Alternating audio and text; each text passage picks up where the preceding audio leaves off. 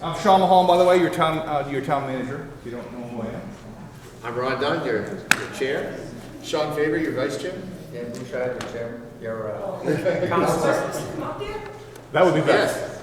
I just was sitting with the photos. So I'm gonna give this to Def. It is not a payoff. It is actually paperwork she asked me to produce for her, so I did. There's no money in there.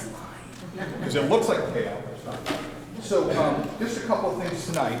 Thank you for that. My understanding is you've done these town halls in the past. That's my understanding.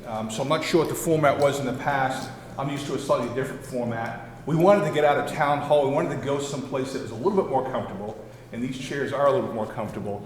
But just get out of the institutional building. I don't like, we got this barrier between us and the people that we work for. So this is to be more relaxed. I was hoping people would come up closer. But I understand that is, we all in school, we always met to the back of the building. We didn't want to be at the front. So can everybody hear me, first of all, without having to use the mic? Good, because the acoustics are pretty good in here. And I want to thank the Christian Fellowship Church to allow us to use this facility. Thank you, sir. Yes. So anyway, there's that. So rules tonight, basically this is an opportunity for you to talk to us and for us to have a regular communication. We have council meetings, we had the 5 minutes at the beginning and the 5 minutes at the end. Really that's designed for people to tell us a certain thing in a short period of time. It's not really what I call public engagement. It is not really having a discussion with the people that we work for. And that's what we want to try to accomplish here tonight, is to have a discussion, a civil discussion. And of course, as we know in our country, that's sort of kind of gone by the wayside. So what I'm hoping for is having a civil discussion. So I'm going to mediate the session today, and I'm going to take the barbs to the extent that there are any. Hopefully there are not. Because that really is not what we're here for. We're here to try to work through things and provide some degree of understanding about what the town is doing, why it's doing it, and how we can make it better. The worst thing that we can do is not be in touch with the people that we work for. And again, a council meeting is designed to get business done. It's really not designed to have a conversation with people. So we want to try this and want to do it in different parts of the town so that we can meet different people. And we plan on doing this on a quarterly basis, and we'll see how it works. And I'm very encouraged by the number of folks who have decided to come tonight, so that's good. And I also have a number of questions here that came in. We had 3 questions that came in. I want to start off with one to sort of set the stage, and then I'll sprinkle the others in as we move along. So you can ask anything you want. You can make comments about anything you want. I'd ask you to do so appropriately. That'd be best. It is being recorded, as you can see, because we do everything that's recorded, so other folks can see it later on and learn from it. So without any further ado, and by the way, you don't have to give your name. You don't have to tell us anything about who you are. You can ask whatever you want. It's really designed to be informal and low-key. All right, so I received this letter from Yvonne Dembro. She lives over on Hall Road, number 12. And she wrote me a handwritten letter, which is hard to find in this day and age, and I can actually read it. She's got good handwriting. So I really did appreciate this letter and the card that she provided to us. And she did a good job of articulating her concerns about Hall Road, where she lives, about the speeding that has been going on that street. We've all heard a lot about that. We had a fatal accident there earlier this year. So the police department has done a number of things. They actually put a traffic radar device out there. We were able to monitor some of the speeds, and we had vehicles that were traveling in over 80 miles an hour, vehicles 50 and 60 miles an hour. And we had Ted Combs there that council just arrived. But people traveling at very high rates of speed. We know it's a relatively straight section of road, but there's a lot of people who live there. It is narrow, we have wildlife there. So that's a significant concern. And there's a number of strategies we put into place. One of the things that we need to do a better job is taking the data that we do have to find out the times of day, the days of week when we have the biggest amount of speeding going on, so we can take the limited resources we have and focus them on those streets at those times. I know there was a request for additional traffic officers in the warrant last year. I think I'm not going to be requesting that this year, because I think it's important that we maximize the use of the resources we already have by using the data to target those resources at the right place at the right time, and see how far we can get with that before we ask for more resources that are obviously difficult to come by. I want to thank Yvonne. She could not make it tonight. She had a medical situation that didn't allow her to be here, but I am going to reach back out to her and write her a letter. I'm not going to do it in handwriting because she would never be able to read it, so I will have to type it and mail it to her. because my handwriting is pretty bad. All right, so there's the first question. Again, I have the other two. So who would like to go first? You don't have to stand up, you can sit right wherever you are. Who would like to ask the first question or make the first comment? Anybody? Yes, ma'am. I'd like to follow another traffic type question. Please. I live over off of 102 back behind the post office and stuff. Okay. And, you know, I moved up to New Hampshire from Ohio. I'm an avid hiker. I love to, you know, go all over the state and stuff.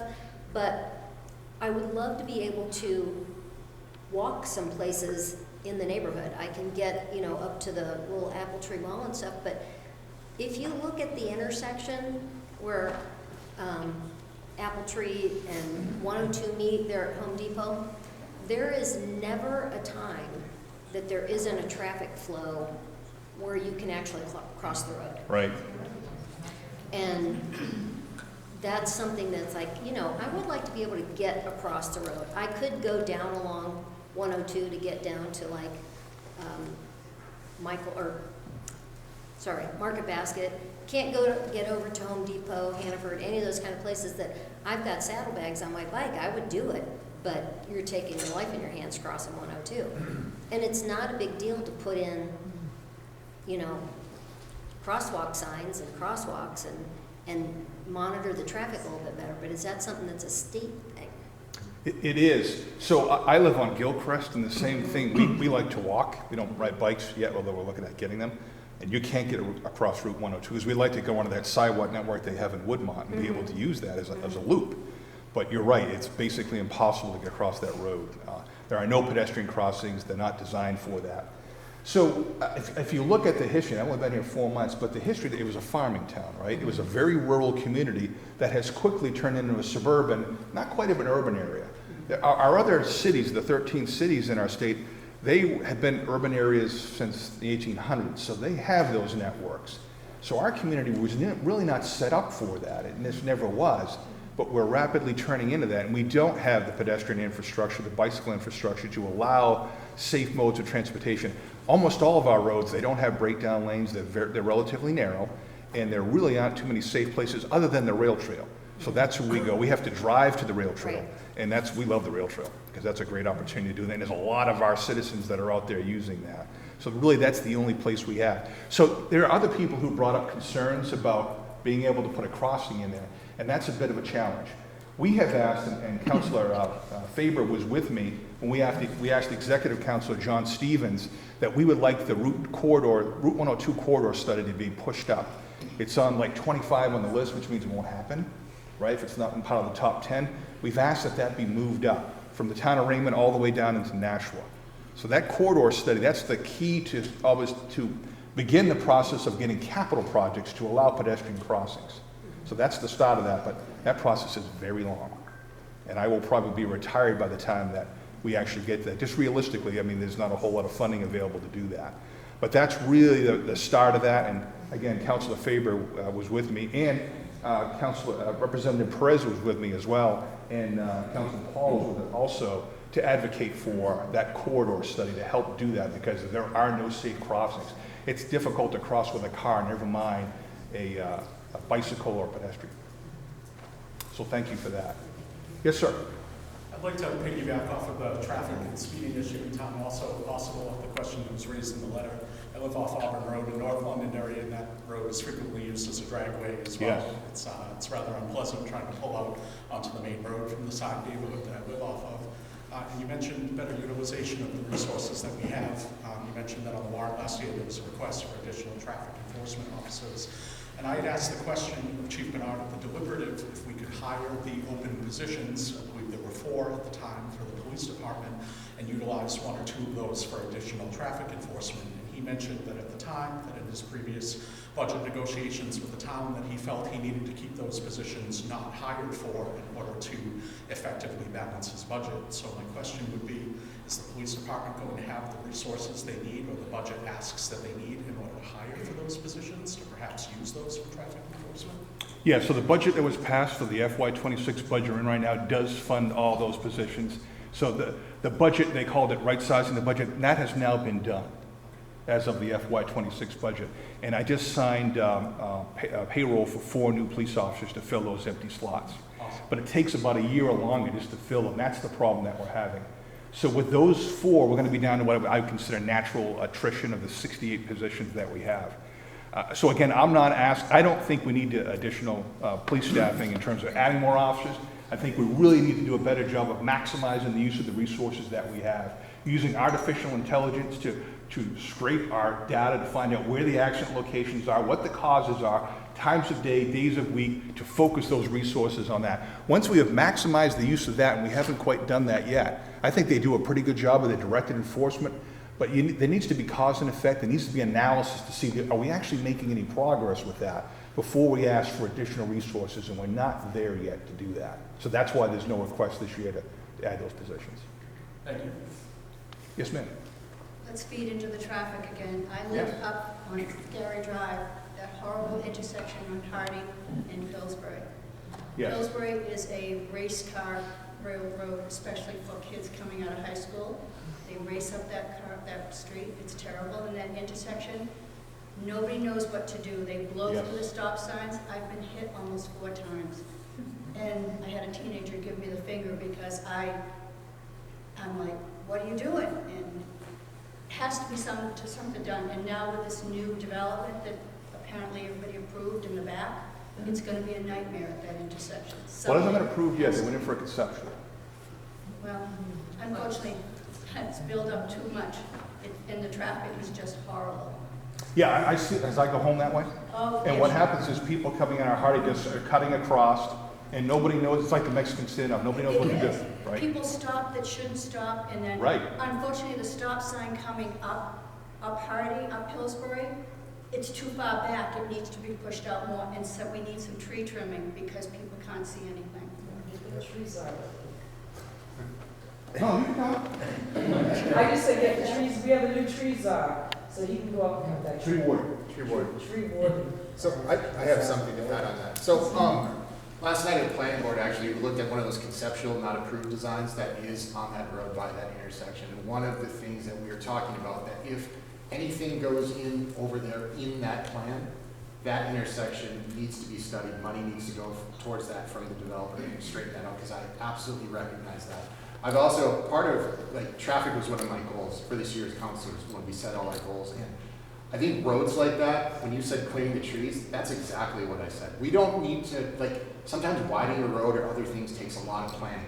But simple things we can do, like making sure the sight lines are there so people can see, making sure all these intersections make sense. There's little things we can do now to start making these things better. And I think we need to address that. That's why I thought traffic was such an important issue in town, just because of how much this affects this whole community. And it's not even, a lot of times people, it's not one-for-one with development, because even if we never built another thing here, people from Hudson are still coming through. People from Derry are still coming through. So regardless of what we do on that front, if we don't take care of the traffic in town and get these roads, get the data and do it the right way. One of my frustrations was in council, sometimes people go, we want relief on this, we put a stop sign and we move the traffic from one intersection to the next intersection and cause problems for everybody else there.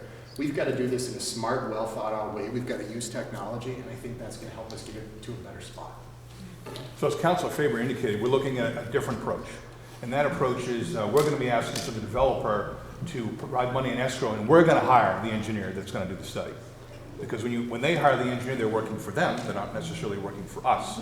So we want them to pay for that engineer so that we can get an assessment that is in the best interest of the town at the end of the day.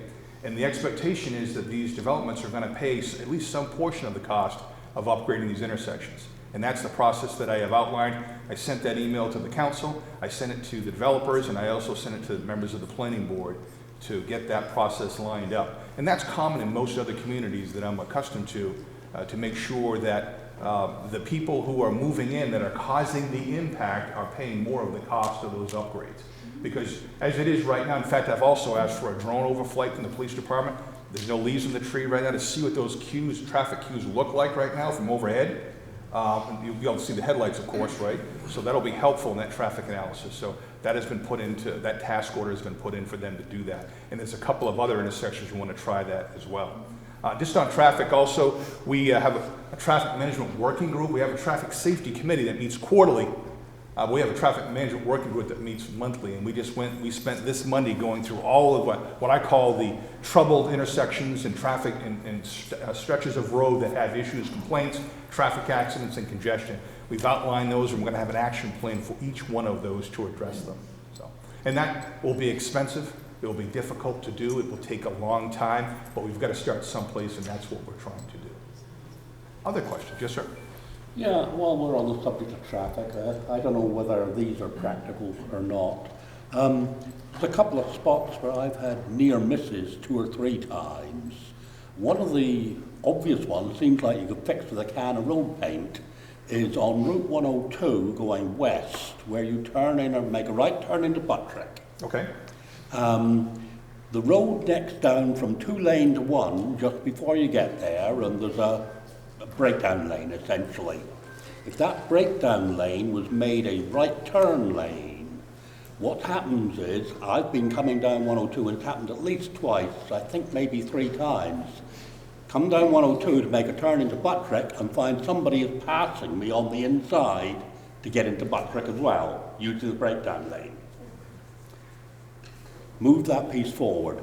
The other one, I don't think you can do anything about. But I'll mention it. I get the same problem. Pillsbury, I frequently come down Pillsbury heading east, turn up Hardy Road, and that left turn doesn't have a stop sign. Right, that's what we were talking about. The stop sign, long before your time, Pillsbury used to be a right-of-way, right the way through. And then they put in at that time the stop sign was on Hardy and on Gilchrist. If you wanted to make that left turn, you were expected to yield to any traffic that was on Pillsbury. What happens now is you come down and a lot of the people come up Pillsbury, even if they stop, they don't expect you to have right of way making that left turn. Yeah, that's what she was talking about. It's clearly an issue. It's a bad intersection. I mean, at one time, I will say, I was coming from Derry on Pillsbury, stopped at the stop sign before continuing on Pillsbury, and some bright spark decided that was a good opportunity to pass me and go round. Yeah, it's definitely an issue. It's one of the things. It's a tricky intersection, but the other one on 102 would seem like it's a case of highway paint. But see, 102, of course, we don't own that. That's the state owns that. So what we can do is we can advocate, we can complain and argue, which is what I do. When I leave tonight, I'm going to be heading home, and I'm going to come out at the end of Pillsbury to go, well, at the end of Gilchrist to go across 102. And what happens is late at night, the light cycle doesn't go like it's supposed to do. You just sit there and it goes through multiple light cycles. So I have to turn around, go through the gas station to go home. So it's not functioning like it's supposed to, and I've complained 3 times to DOT. So my next call is to the governor to say, hey, listen, I need to get home at night, and I really shouldn't be taking a right and then going through a parking lot, because you're not supposed to do that to get home, but I got to get home. Anyway, so that's a state highway, and there's a process to go through with them, and that's why we've asked for this corridor study. Because quite frankly, all the way to Nashua, you really need to have 4 lanes of highway because of the traffic volume that's down there. But that's not even in the 10-year highway plan, and they're cutting that 10-year highway plan. So. Sandy? Hi, Sandy, with you. Staying on this topic, kind of breaking it into 2 pieces. The state-owned roads like 102, I really appreciate you bringing up the lack of walkability. Is there something that we can do as citizens? Is there someone we should be writing to, sending emails to support when you guys are going up and talking to various people at the state level? So the master plan now has a transportation section in there, and it's building that out, and I am going to be building that out. Because they're going to tell me to do that. They're going to say, take the master plan and implement it in the strategic plan. So then we're going to have a session on that. It's going to be a public session about, we've already identified what we think are the trouble areas. We're going to have a public session to say, okay, what did we miss in here? And we're going to identify what those issues are in that intersection. We're going to show the traffic accident data for that intersection. And where those things need to happen, like those pedestrian crossings, and how those should be done. In fact, I got an email from Kevin Smith today about there was supposed to be a sidewalk that went all the way from Pillsbury down Gilchrist down to the plaza down there. And it was unclear about what happened to that, and he asked me to look into that, so we're doing that right now. But that would have been helpful. There's a woman who every morning is out there who walks along What that. I meant was, the lack of walkability with 102 that Yes. this woman brought up, and I was even thinking, people who work along 102 can't even walk to Right. get lunch. Like, even on the same side of the road is not, when you see somebody walking on 102, it's an oddity. Yes. You kind of go, oh, what's that guy doing? And you know, it's kind of surprising to see people walking, it's so unsafe, never mind crossing is even worse. Who can we write to at the state level as citizens to support what you guys are asking for? Because anything at the state level, the squeaky wheel might get noticed, right? Right, but what they're gonna say is, okay, so you want us to build a pedestrian crossing, but there's no sidewalk on either side for people to go. In the wintertime, Okay, you know, you'll have a safe haven at the end of the road, but there's nobody. right. So that we're gonna spend they would say you're gonna spend millions of dollars for a pedestrian crossing that nobody can get to Okay. safely. They're gonna be wanting to be part of a larger Right. infrastructure. Okay. I did a lot of these in Lebanon. We Yes. connected one end of the city to the next, Yes. with multiple paths that went Okay. one into the Well, if next. you ever need us to write letters, we're ready. There will be a We're process ready to write do letters that. On any state road. And then when it comes to, when it comes to town roads, I really appreciate what Councilor Faber said about, there's gotta be things we can do before we're widening roads and having Yes. to do big studies. And one of them that seems to be missing is identifying intersections as either three-way stops or four-way stops. Yes, Right, because if you have the stop sign, you have the little thing underneath there, it helps some people to know this is every point is stopping or only 2 out of the 4 are stopping, you know what I mean? Those are things, the town roads we own, Yes. so let's do as much as we can with little to no money and then while you're working on the bigger study. So I really appreciate that, the cutting the trees back and the additional signage or whatever. so I drafted a traffic management plan actually before I even got here, before I even started my first day. And the council has that, they're gonna be addressing that in January. And that outlines the process by which to do that. And you do the least expensive projects first. Right. So for the Pillsbury intersection with Hardy, Yeah. start with a temporary stop sign, let's see how it works. Put traffic officers out there, warning signs well in advance so people know, so we reduce the risk. And then paint on the roadway, stop ahead, and take all those measures and see how that works. That's relatively inexpensive to do. And see if that helps to solve the problem, what impact that has. So we do those low-cost efforts first, and then we move on to the more expensive. The city of Concord did this the hard way. They made some improvements on South Street, and they spent a lot of money doing those, and they didn't consult the public. They didn't try less expensive methods first, and they had to rip it all out because people were outraged about it. So all those traffic barrier islands had to be removed, lanes had to be removed. So we don't want to make that same mistake. We want to take a methodical approach by doing that. We got to talk to the people who actually live in these neighborhoods and are involved in these sorts of things. We need to find out what they think. They miss that public engagement piece, which is absolutely critical to do in the first place. So that's why this traffic management plan that the council now has before it talks about that methodical process by which we do that. And yes, it takes longer to do that, but I think you have a better product at the end of the day. So hopefully that gets approved. Things are happening, right? Yes. People will feel good just that it's happening, you're looking at it and you've got a plan. Right, but I don't want them to feel good, I want them to be good. So, I mean, we can talk all we want, but unless we produce something at the end of the day, then we've done nothing. So that's the key. Yes, sir. Russ, with you, that same intersection, Pillsbury and Hardy, some years back, it's been a while now, the safety committee did put another stop sign, as you suggested, and for some reason, it was only up for a couple months, I think. It wasn't working and they pulled it out, so I'm not sure who you can go back to get in touch with why they did it and then abandoned it.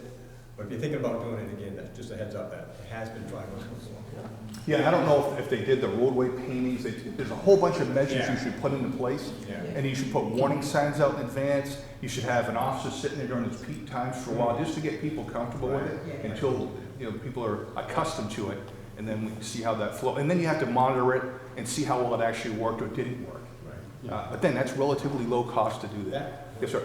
Hey, Steve Conroy, what I'm wondering, since we're on the topic of traffic, especially with intersections, for example, an issue that I have, and I'm pretty sure a lot around the area probably share the same sentiment, is we dumped hundreds of units of housing in the residential areas, particularly around Stonehenge, Perkins, with zero infrastructural upgrades to any type of traffic management intersections.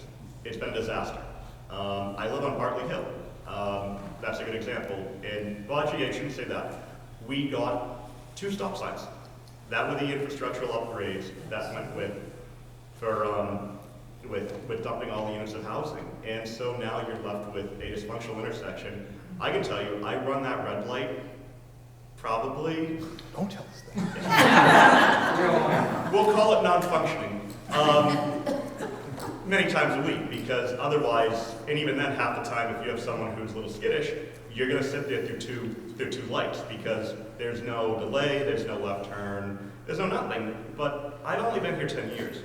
When I came up here, you could have made do with the flashing yellow, which from what I understand was like that before. But now, especially during rush hour, traffic on both sides backs way up. So that's kind of a gripe of mine, because I see it as grossly irresponsible to put that many units of housing in, but yet no infrastructural upgrades. It's an issue. Is there anything being done about that in the plans? And also, along with that, do we have any mechanism? I know what's in the past, but do we have any mechanism going forward when we have these large developments going in to ensure that if we're allowing that, they're doing their part in order to improve the infrastructure as needed, and not just dump several hundred units of housing and congrats, here's a disaster. So three things with that. One, it's important the work that we're doing now to identify these locations. So when these projects come in, look, we've already identified we have traffic congestion, safety problems at this intersection. That's already documented. We've got the traffic accident data and all of that. So when a developer does come in, we're going to say, look, you're going to have this many this many cars per day going through there. You're going to be impacting that. You're going to have to pay for some of the improvements that they call them, the legal term is exactions or development agreements to do that. So that's a part of that. So we've started that process. The council has asked me to come back to them in January with a list of options the municipality has to build infrastructure and how that could be paid for to deal with those impacts of traffic by these developments. They've asked me to do that. I've generated that, and I'll present that to them in January. And I encourage people to go to attend that session. So although those meetings are already jammed, it would be nice to have a night where we just talk about that, like this, just that one item. But the schedule's pretty busy as we get close to town meeting. But that document is already prepared and outlines all of the options that are available to us to consider. And I would encourage people not to jump to just one, to look at all of those. They all have pros and cons. No matter what you do in the economy, as my economics professor told me, there's no such thing as a free lunch. Somebody has to pay, and it has an impact, whatever that you do. And I think most folks can appreciate that. You live that every day. Dan? Sandy, I just want to address something with the traffic. I went to the subcommittee for traffic safety this week, and what was interesting is our town manager had his staff there, and they brought up on the map, where are all these accidents happening, all right? The intersections and everything. So he started targeting already some of those intersections and say, okay, let's look at this, all right? And Stephen, to your point, Mammoth, Bartley Hill, Stonehenge, Litchfield, I brought that up and I said, we have to look at how the signals work over there. When you have Litchfield Road and you have Stonehenge Road, both green, all right? And Litchfield people are trying to cross Mammoth, and people on Stonehenge are trying to take a left onto Mammoth, and people going around other people. That's when you have all those accidents. So I pointed out to him that if you go on 28 in Vista Ridge, all right, and Jacks Bridge Road, that light, when the people on Vista Ridge have a green light, they're the only ones that have the green light, not the people coming from the other side. So it gives them an opportunity to make their left turns or going straight. So things like that, I think, is great, because when we're sitting there at the subcommittee meeting and we're talking about this, and he's just writing down all these intersections, and it's like, all right, look at all the dots here, look at all the accidents that we have here. This is something we need to look at. Why do we have all these accidents there?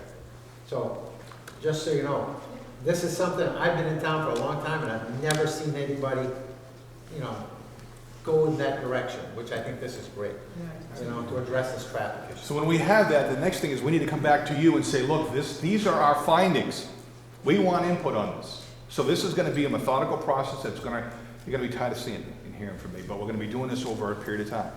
So we've talked a lot about traffic. We can certainly go back to that, but that, in my budget presentation, we saw the master plan talked heavily about traffic issues. And the next section that was a lot of emphasis was on natural resources and water, preserving those natural resources and water.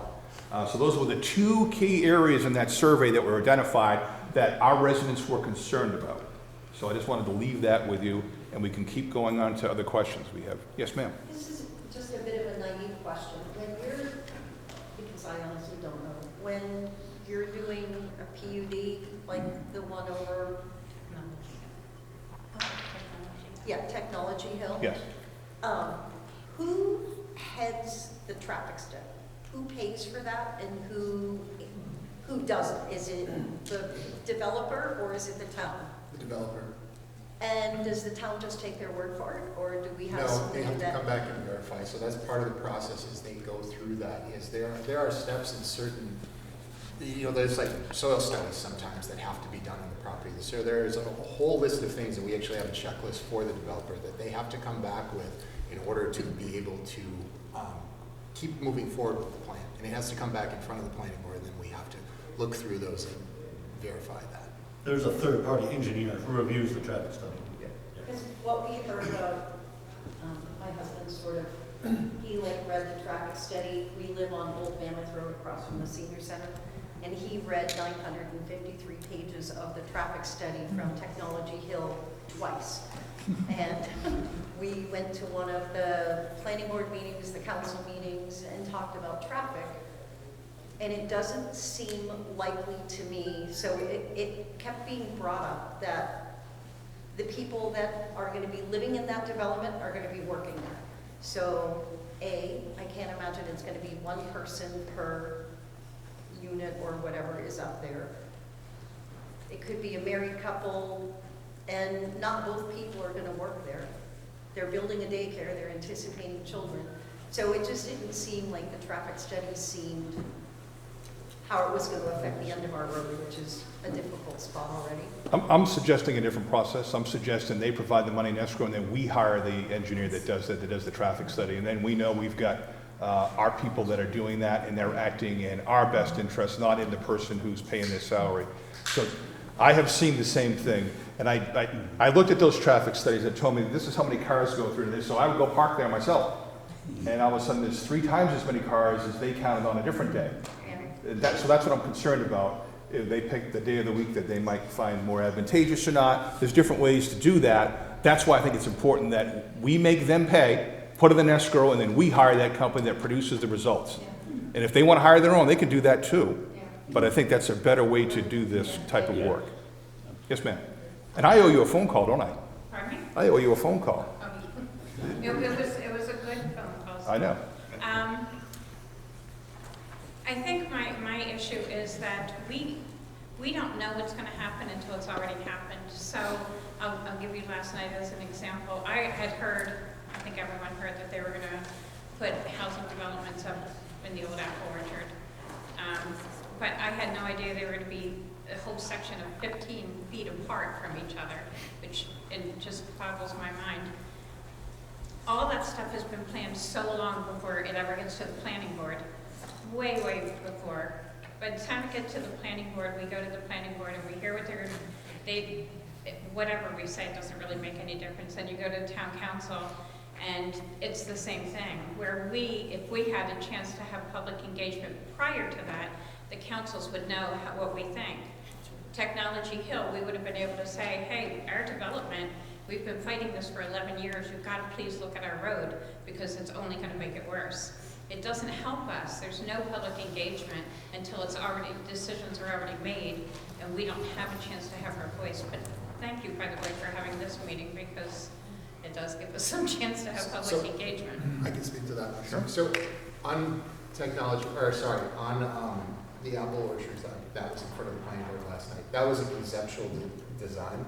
That wasn't even the site plan. So No, I we, know. as a planning board, weren't asking about traffic. That actually came forward earlier as a conceptual design and moved to this phase. We aren't even where we pick apart that. So there's plenty of ramp up. And I get why it's confusing, because there were people that came up during the public hearing and started talking into the details of traffic and other things, because they're like, oh, this is the one time this is before the board. It's not. Oh, these things go from phase to phase to phase, and there's a lot of opportunity. So you've heard about it before we've got there. There's other ones, like this gets talked about frequently in the community, the one on Auburn Road. That was a conceptual design, and it has never come back before us again for any further phase. Can it? Yes. That doesn't mean it's approved. That doesn't mean it's going on through. But I've heard people going, nope, that's approved. There's 1,000 units going up on Auburn Road, and that it's only moved through the very beginning of the process. And so I've been trying to think and brainstorm about how we get the word out there and how this process works so people can have a better feeling of where is this at and what is it going to do. Is this a threat to my community? Do I need to get everybody else out? Or do I feel like it's blown past, like you just said? And a lot of times that's not the case, but it's just letting people know where they're at and make sure that it's clear to the public. But last night you were able to hear what people thought, even though it wasn't at that stage. You had the ability to hear us say, are you kidding me? 15 feet apart? So you had that ability, but normally we don't ever get that chance. So we were, and on the next hearing on this, you absolutely have the chance on that. It was a little bit of discretion. We got into a place where if that would have gone on longer, we could have ended up with trouble. Because part of the thing is, these developments have attorneys. These attorneys will come back to you and go, you showed bias in this phase when you were talking about traffic, and we weren't talking about traffic, we were talking about a conceptual plan. So even when you look at that, and the conceptual plan was approved, that doesn't mean we approve the traffic, that doesn't mean we approve that there's enough, wetlands and drainage on there, any of that. It just means that technically for that legal step, they fit the qualifications, which is a much lower threshold than it will be for a future step. I would just like to practice for just engagement with the public prior to you guys making your decisions, because for us to go there and everyone's very polite, and you go up and you say blah blah blah, and they say okay, thank you, and you go sit down and it didn't make any difference, and you wonder why people in the community aren't engaged. That's the reason, because it doesn't really seem to make a lot of difference. Although certainly it seems to be helping a little bit more with the transparency and things that are going on in the community at the moment. And I think, I'm glad last night, because I haven't seen it on other nights where this happened. Last night they actually did explain, okay, the comments are getting a little bit towards this. This is because this is a conceptual design, and we explain that. I've been at other meetings where we haven't, and I think that's good feedback for us, is that we can take more time to explain so people understand where they're at and exactly what they're actually giving comment on, and that this is going to go to a future phase or not. And for you to hear us. Yes. That's important. Robin, I just want to say, in my interpretation of it is, I think, as somebody who had gone to meetings a lot, spoke up against things, fought and fought and fought, it was like your words were going nowhere. Nobody was listening. They were just like, when is she going to be done talking, because this is just moving forward. I felt, as an individual, that my words at planning board meetings, zoning meetings, town council meetings, just weren't even heard. The agenda was already set. And I really think that the time for public input is during conceptual, because the developer hasn't put a lot of money into a design. By the time, the public can really get in and talk about what they want to see happen to this land. And yes, they have a right to do what they want within the rules, and I totally understand that. But those developers also have to be mindful of the people who are already there, who have already created the community that they're now coming into. And I feel that if you at least had issues and problems, we'd like to see the road go this way or that way. At that point in conceptual, they can make those adjustments easier or something similar, and maybe find a halfway point where both the people who live there are happy, and maybe they're not so happy, but they can deal with it. I think by the time it gets to an actual plan, and we're asked to do stuff, it's too late, because they don't want to spend another $200 and something thousand redoing engineering designs for a thing that they've already done and they feel has already been approved and kind of moving forward. And I think that's what you were trying to express. Thank you. The problem that we have with that is there's a legal process with the state. And there's a process for the whole planning process, and when there's public hearings and when there's not. And with what Sean was saying earlier is, if the planning board heard all these comments beforehand, it'd be considered as bias.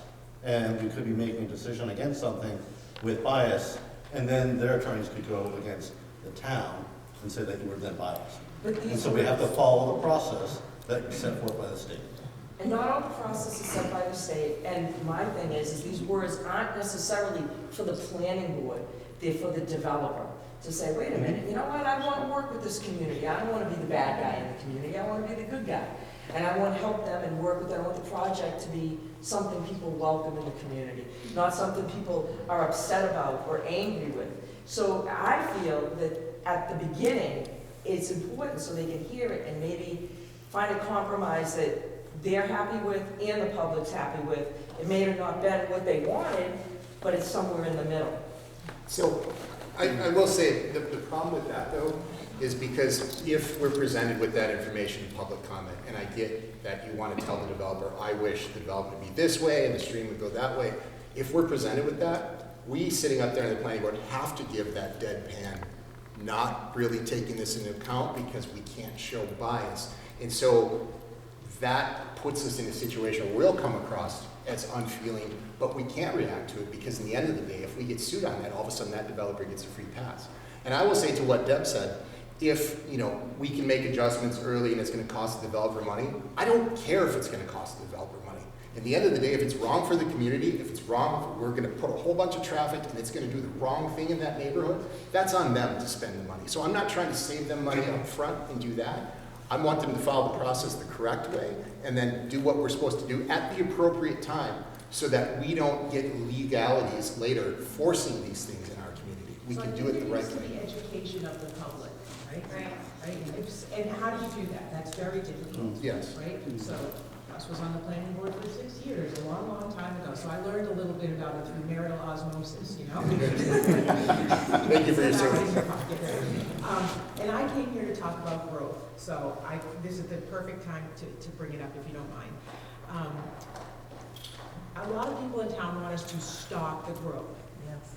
Right? Just stop it. It's against the law. Mm-hmm. And we will get sued by very well, lots of lawyers. And lose. Yes. And that, we need to let the public know that. Wyndham is trying to put a moratorium in.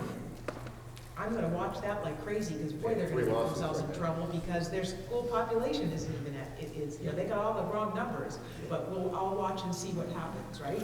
So we have to educate people that you as town councilors and the staff cannot say, you can't build on this land, as much as we may want to in our hearts, right? But what can we do? Okay, so I really appreciate this. When is the right time to give input? I'm not afraid of a team of lawyers from a big company. So what I've observed over 30 years, and I'm not speaking about people who sit on boards at this moment, I'm speaking high level, what I have observed. Our boards are made up of volunteers, right, who over time learn about planning or zoning, etc. When it comes to a big developer with big lawyers and big engineering firms and big vocabulary, I think people are intimidated. I would like to see us enact and follow every single solitary regulation to a T when it comes to density. Sometimes I drive by and I go, that doesn't look like, I say to him, is that a 30-foot setback? That does not look like a 30-foot setback. Stop the waivers. Yes. Yes. Too many, hold on a minute, please. Stop the waivers. And this is, I had no place to come say this, right? I can't, if I go to town council during, you guys have a busy agenda, I don't want to take up time. So this is the perfect opportunity. Thank you, Sean. I have never seen us do this before. I may have missed it in the past. This is the first time I've ever been to anything like this. And at planning and zoning, you can't even give input. So this is the perfect place. How do we get our boards to have a backbone and just plain and simple say no? It's not in the regulations. Stop the growth, but it's gonna stop the squeezing in of yet another building or and the hardship is baloney. When you buy a farm from a family who has decided to sell, and they have the right to sell, as sad as it is, if we're not willing to pony up the money and buy the farm and put it in conservation, and the family wants to sell it, that's their right. But we do not have to fall for the profitability or hardship story that a developer tells us about a piece of land. Right. And I think it depends on the waiver. I think you're exactly right. On some of those waivers, where it has to do with the profit motive or things like that, not really my concern. But there's some waivers, like there was one last night where the regulation hasn't been updated in 10 years. There was an engineering design of a flow through of a pipe that would give the proper flow through, that would achieve the ability of a 50-year storm. It's just engineering practices have changed since the regulations made. Right. So there are, it's easy to say no waivers at all, but there are some waivers that legitimately exist. Understood. There are some waivers. I mean, I read in the newspaper today, a single lot, Les pointed it out to you, I think it was 6 waivers they were asking for on a single, or 8. It's coming up. It's coming up, yeah, it was a public notice. Yeah, there was many waivers being asked for on a single, anyways, the point being, setbacks, slopes, you know, distances from boundaries, different buffers from wetlands, none of that, in my opinion, should be given a waiver, ever. I don't care if it's not profitable, then you shouldn't have bought the land for that price. That is not the town government or town citizens' concern. I don't care if this huge purchase you made is not profitable. It is profitable, by the way. They're just trying to make it more, they're trying to maximize. Sandy, in my many years on the planning board, I've never seen waivers on setbacks, and certainly not with wetlands. Well, Our planning department's pretty sharp with that, and they, The wetland buffer is the first one that goes on every project. It's the first one they attack. They would never dream of attacking the road setbacks or anything. The wetland buffers are always attacked. So let's just have one person we can't talk about. I know there's a lot of interest in it, which is good. This is a good discussion. Do you have anything else you want to add? no, I'm good. So I wanted to do one more thing though, sorry, Sean, just, on the other side of the coin, when an individual property owner, family, single person, wants to do something to their property, the regulation book is thrown at people. Amen. Yep. Because they don't have lawyers, big engineers. So we over-apply things till, you know, John Q. Public, who wants to do something to their land, put a fence in, I know, I'll give you an example. Do little things. That's my engineering cousin. He needs a lifeline there.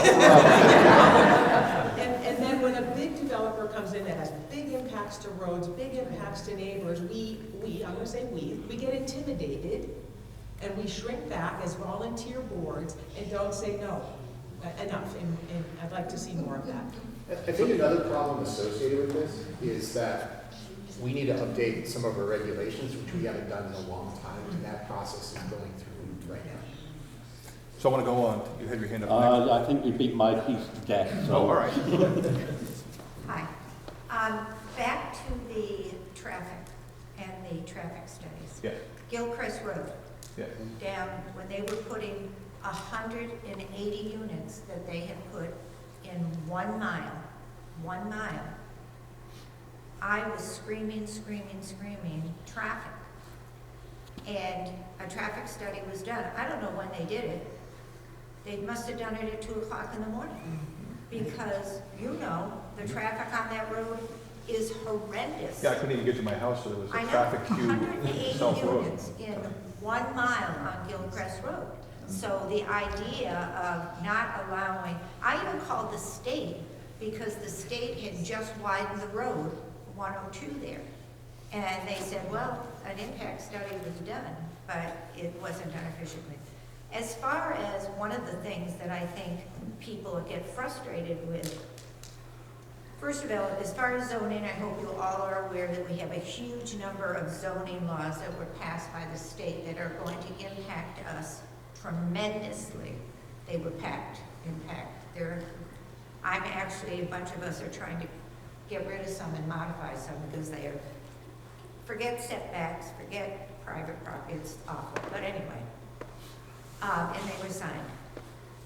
As far as the people spoke when they have spoken many times in warrant articles, whether they're citizens or not, they want to be able to talk at these meetings. They want to be able to have at every single meeting public comment. And a lot of places have implemented them, but not everybody has implemented them. And I understand what you're saying about, I have felt that way going to many planning board meetings, that by the time, it was a done deal. By the time they had, you know, a public comment, or not public comment. I think people have asked for public comment, they want public comment, but yet they find when they go to public comment, nobody says a word. It's like, nobody, it's ignored, it's ignored. You've experienced that, I've experienced that, I see other heads shaking. That's a problem in this town, because that hurts the transparency. The board started out at the beginning of the year, in March, they commented back to people. Now it's, you know, thank you. Too bad you never hear it. Yes, sir, in the back. Just as a follow-up to her comments about the growth, I don't know how many of you have had a chance to drive down Gilchrist Road to South Road. That's what I mean. Oh, I'm sorry. That is, No, you're right, keep going, right down to South Road, take that right, keep going. exactly. You talk about a future horror show. Yeah, I was in that traffic jam. I was waiting to get home. Oh, so we're talking about the same thing? Yeah, it comes before my house, so I had to sit there waiting for cars to go by so I can get in. I mean, there's a line to the intersection.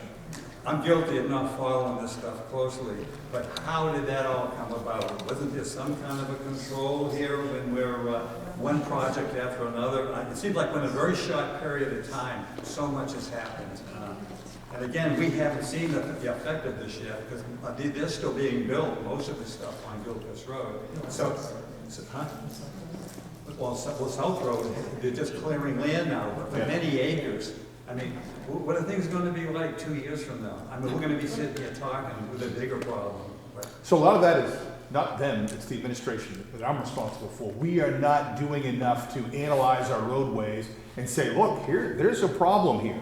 We had one guy, John Trotter. He's the only guy that we've had in there, and he's by himself. I've got another engineer. We haven't all hired the other engineer for 3 years now. We actually did that.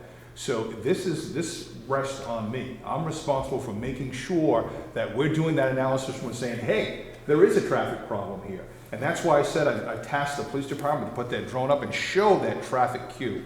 And I'm doing it at the two Pillsbury Road intersections, but South Road is going to be one of those as well, because it backs right up to the bridge. That's where it was tonight when I went home to get something to eat before I came here. So it's not that big of a deal. I have to wait a few minutes to get there, but still, that tells you the intersection can't clear the traffic out efficiently. I'm guessing that leg of they call it levels of service, is probably at level F for that time of the day.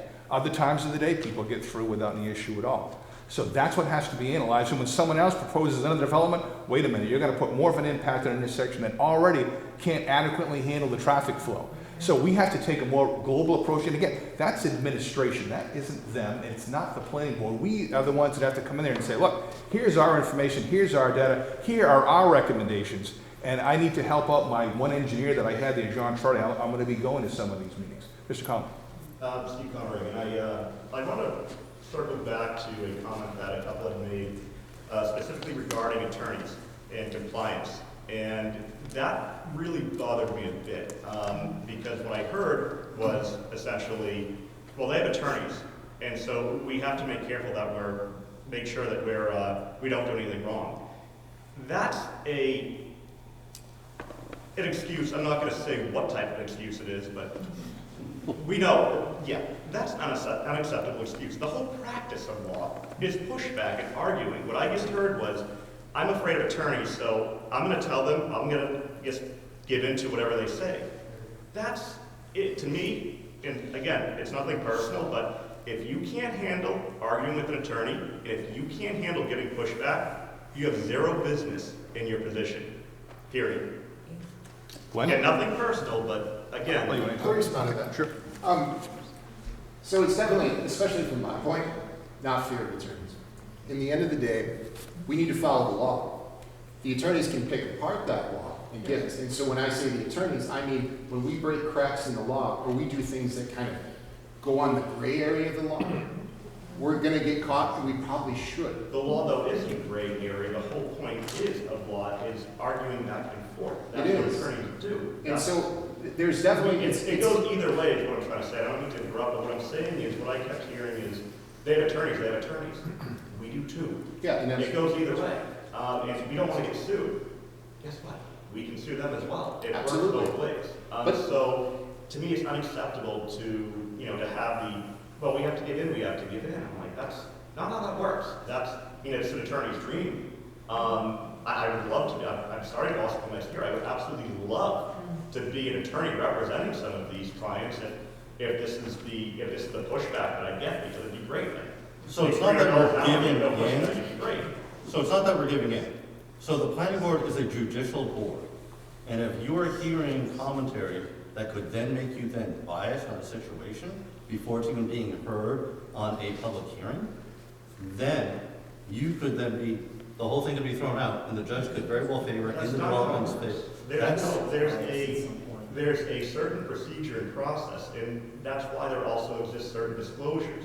For example, and again, I've worked in government. I've worked particularly in Lowell, where it's not nearly as nice and kind as Londonderry. And I've argued with attorneys plenty of times, and again, it goes both ways. Well, the laws there are different than the laws in New Hampshire. Yes, I know, they're much stricter down there. When it comes to land use laws, I'm not sure. But what I'm saying is, though, of course you can hear, there are ways to go about it. What you're saying is, I can't do anything I've ever even heard about. No, that doesn't exist. The whole point of being on council is to hear from constituents and residents and follow their wishes, not to give in to attorneys and say, what you're saying is, I can't hear anything anybody's saying because it could be seen as prejudicial. It does not work that way. There are certain things that if you had foreknowledge of or where there would be an attempt at an argument for showing bias, one, that's a pretty easy argument to get rid of, and two, that easy. If there is a certain, say, personal or business relationship, you disclose it. It's a standard disclosure. It's something I've done plenty of times when I worked in government. It's a pretty standard thing. That's how you clear it. The notion of what you're saying is residents cannot talk to you about an issue because then you'd be biased. So it didn't say Anyways. residents can't talk to us about an issue, and if I could respond. So I didn't say residents can't talk to us about an issue, I said we can't respond, which is a difference. So when. Sorry, could you speak up? I can't hear you. Sorry, no problem, and please let me respond. You say, but your issue is But different. yeah, every time I try to talk, I get a sentence back. I'm not trying to be rude, but I'm just trying to finish here. Did you need me to speak louder? Sorry. Sir. Yes, please. Okay. So what I said was that if we respond back, because we're not at that phase. When it comes to law, it's very easy to go, why don't you just stand up to them and do whatever you want? Because there's a risk. And the risk is we could get this community flooded with these things. So the law is a gray area. The entire law is a gray area. And it's attorney's job to push that gray area. It's the town's attorney's job to push and protect us from that gray area. But at the same time, I am not going to risk this entire community on a 40% chance, maybe even a 30% chance of something. I'm going to make sure that what I do there can uphold no matter what, because we can become a target as a community. We lose one of these lawsuits, lawyers on these development teams lick their chops and go, we got them there. We can never stand up in that place again because we lost there. So I know it sounds good that why don't you just stand up, but at the same time, you're taking a risk with everybody. You've got to take that very, very seriously. Glenn? Couple of things. I don't really understand how hearing from the public on what a conceptual is biased, but you can hear from planning board members, and that doesn't bias you. As far as what Sandy said, you can build what you can build. when I came here back in '96, you couldn't build a lot of the stuff we're seeing now. You couldn't put an accessory dwelling unit. You couldn't put houses 15 feet apart because things change. And what I'm seeing, and especially what Christine said, with all the zoning things, we're getting pushback from the state that's saying, now here are the rules that you have to apply by. Residents showed up to town council meetings and expressed their concern. My opinion, they were not heard. I emailed when all these zoning rules are coming in and said, the New Hampshire Municipal Association is opposed to these. I emailed the Conservation Commission, Planning Board, Zoning Board, every board in town.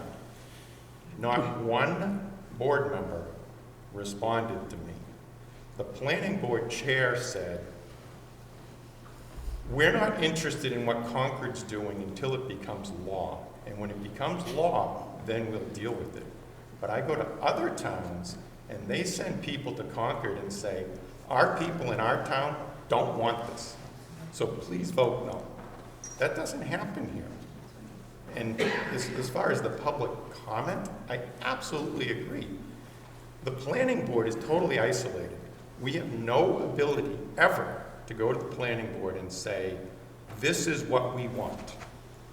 We don't want this, because it's biased. I don't understand why we can't proactively go to Concord like other towns and say, we don't want, I mean, my mother said to me, the complex down by Hanford, she goes, that's gonna look like the city that we came from. It's gonna look like Lynn. And that's why we moved here. Correct. You know, to get away from that. But if there's nothing, if we are never pushing back and telling Concord, we don't want this, we're gonna get stuck with it. And we're gonna get what we want, and then they're gonna say, you have to follow the rules. You know, we can put houses 10 feet apart. I'm a little frustrated. But. I'm just going to read, we're at halftime here. I'm going to read one of the ones that came in online. It's a little bit different than some of the things we've talked about, and we'll get to the others. This is from Ken, Soleyn, lives over on Sunflower Lane. His comment was, what can the citizens of Londonderry do to enable Londonderry to progress forward in implementing solar power and battery systems to reduce the town's energy cost? Would it be possible for the town to invest in a solar farm with net metering and batteries? Would it be possible for the town to install solar-powered EV chargers for residents and town-operated EVs? How is Londonderry doing with respect to the state's plans for green energy implementation? So the best response I can provide to that is the town doesn't per se have any plans for those things. I know the Conservation Commission and the Utilities Committee had been looking at those issues. There was some research that was done about putting a solar farm at the landfill. The problem is there's no three-phase power to be able to transmit the power to where it needs to go. The cost of that was just exorbitant to make that work. So we don't have that infrastructure there, which we would have to pay for to do that. But there have been people who have been working on this issue, and I know Marge, her and I have been talking about this, and with Mike as well, Mike Speltz, about what we can do with that. We've had several discussions with that. But we don't per se have a plan with that. But here's what I would encourage you to think about. The council has directed me to develop a strategic plan. Those are the things that would go in the strategic plan if the council chooses to do that. There is going to be public comment sessions on that. Right now it's going through boards and committees in each department of the town. But there will be multiple public comment sessions to be able to provide feedback of that nature. These should be our objectives. These should be our goals, whatever they might be. And this might be one of those that might be talked about, and then that goes in front of the council. And in April, we're going to have a workshop with the council, 2 days, in which we're going to talk about, here's the feedback that we receive from all of our boards and committees, all of our departments, and our citizens. I know the first one's coming up in December. The date has not been solidified yet. And then there'll be others when we go into the winter, so that we're ready for the spring. We have an elongated process to allow for that public feedback to do that. So that's what I would encourage Ken to do, is to attend one of those if possible, or provide the feedback in writing. He's already provided that to me for at least the council to consider. A lot of that has been scaled back because the federal funds are not available, the tax credits are not available to do those. There are some communities that took a pretty aggressive approach to that. The other part of the issue is for our municipal buildings, they're here, they have roofs on them, and then, you know, you don't want to put a solar array on a roof that you're going to replace 5 or 10 or 7 years from now. You want to do it when you put the new roof on so that you get the full life of that. Otherwise, you have to take it off when you fix the roof. We're not in a position to be adding any new buildings other than potentially the DPW facility. So I just wanted to make a comment on that. Yes, sir. Richard Walensky, I got a few things. We're just talking about the solar on the roofs. You wouldn't want to put it on the roof anyway because you're going to lose your warranty on your roof when you start putting holes through the shingles. Shingle manufacturers aren't going to cover you anymore. That's one. 2, planning and development. I agree with Sandy. They get to build where they want on their land. That's not a problem. I agree this town gets way too many waivers. It almost shocks me when they say no to a waiver. And I've been bringing something else up for years. And again, nobody listens. Performance bonds on these big projects. We don't want to do performance bonds. It adds, the developers don't want it. They'll fight us on it. Usually they add 2 to 5%. It's an insurance policy. We got that mess called Woodmont. Had they put performance bonds on that, like I had suggested way back then, stuff that didn't get done, or get done correctly, or get done on time, you could pull the performance bonds and get it done. Any of these large projects, it should be a requirement of our planning, the way we do planning. We want performance bonds. We don't want to be on the hook or have to look at a mess for years. But nobody wants to do that. Oh, the developers will get mad. Again, as Sandy said, I don't care if they make less money. They like less money. You had this problem up on Perkins Road. They wanted to put 3rd stories on these buildings. The original developer was the guy that owns the Merrimack Outlets. He got the waiver, and what happened? He sold the project. That's why he wanted the waiver, because he could get more if he could put another 3rd level on it. Knock it off. Go by then, stop the waivers, do performance bonds. And I've got one more. There was talk at the council meeting the other night that the 26-27 budget, the way it sits now, and I know it's got a long way to go, we could have a potential of a $300 increase in our taxes. But that doesn't include the schools. It doesn't include any warrant articles that citizens may put on there. I don't know what's going on with DRA. It sounds like this is a repeat of last year. Have we got our rate for DRA for our December bills yet, or are we still waiting on that? Yes, actually, in fact, it's put on our website tomorrow. It talks about the rate. All right, because last year was a mess with people's escrows and stuff because they couldn't get them, some didn't get them done. All those together, who knows what the number could be? $300? $1,000 increase? We don't know. But when you just bring up one section of the increase, people forget about the fact you haven't got your December rate yet. As you know, home assessments went up faster than the commercial. That's why commercial's not always good. It's a two-edged sword. If their assessments go up faster than residential, it's a good thing to have it. If theirs go up slower, it reverts back onto the residential side. So it's a two-edged sword. What's going on in this town, and in many towns, probably every town in the state, is unsustainable. I'm not elected to any board, and I spend my whole day, virtually every day of the week, fielding phone calls for people. Upset about what's going on there. They don't want to talk. They're afraid of the way they'll be talked down to by boards, or by councils, or by whoever it is. Me, I don't care. If you like me, you like me. If you don't, you don't. We need to know what's going on. So that's going to be released tomorrow. So people, it'll be on the website tomorrow. Yes. So people will know what their increase is going to be. And then you're talking about another 300. You get the schools, and I don't know if they're going up or down. I haven't followed that one. And you get potential warrant articles. When's it going to end? I can tell you right now, my largest bill, any bill I have, including my health insurance, is my taxes in this town. It's nuts. I get people calling on the phone, literally on the phone, crying to me they're going to lose their house because they can't afford it. I shouldn't be getting these calls, but they don't want to talk to anybody in the town because they're just ignored. We got to do something about it. I know you got a lot more people you want to hire in the budget this year. Not saying that they're not, it's not logical we need them. We can't keep doing this.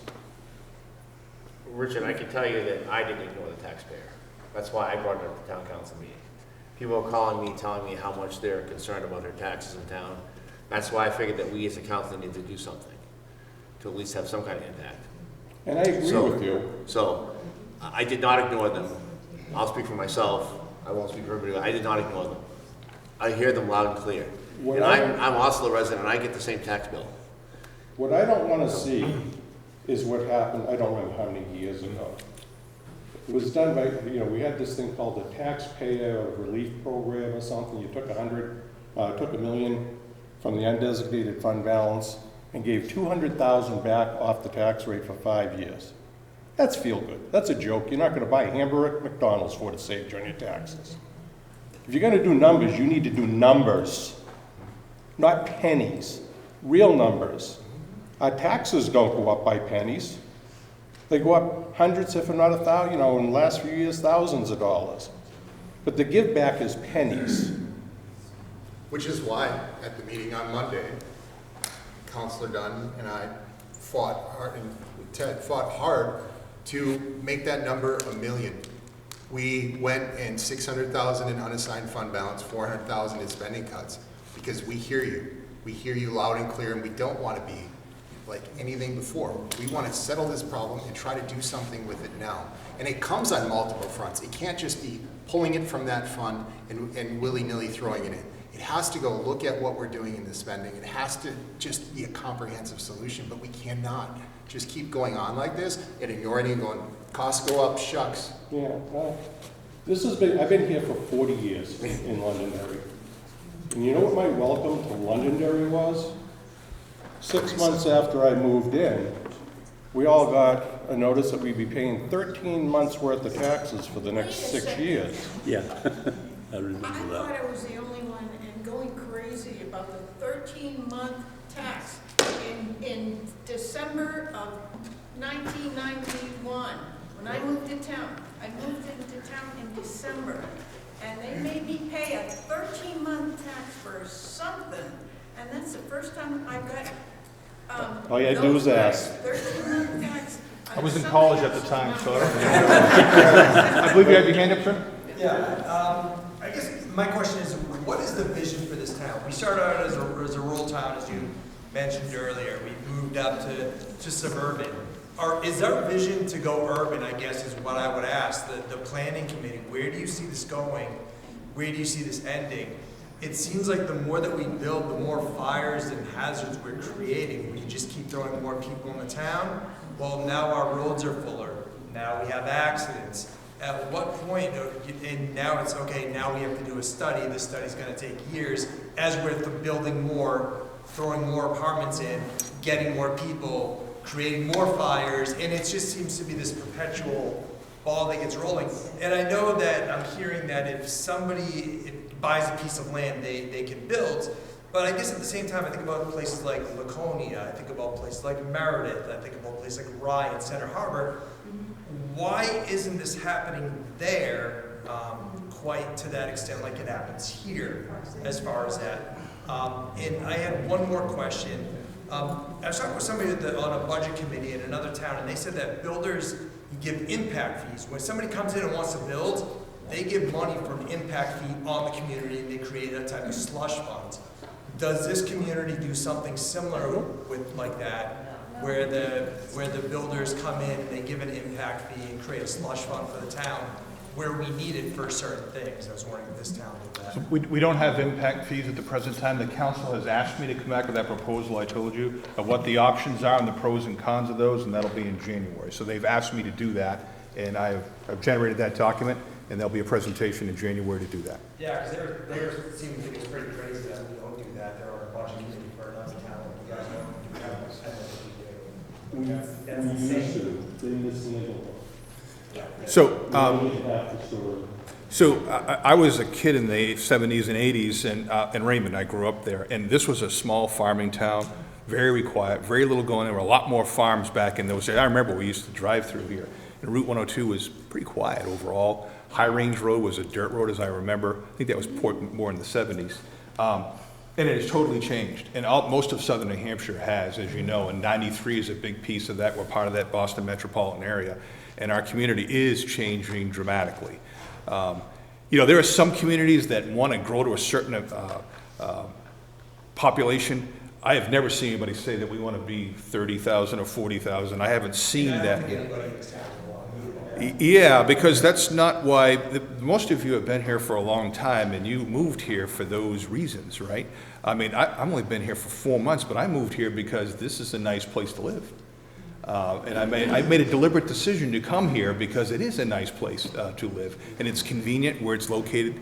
But these traffic issues and the growth that we have going on, we are becoming more of an urban-like area, and we don't have the infrastructure for that.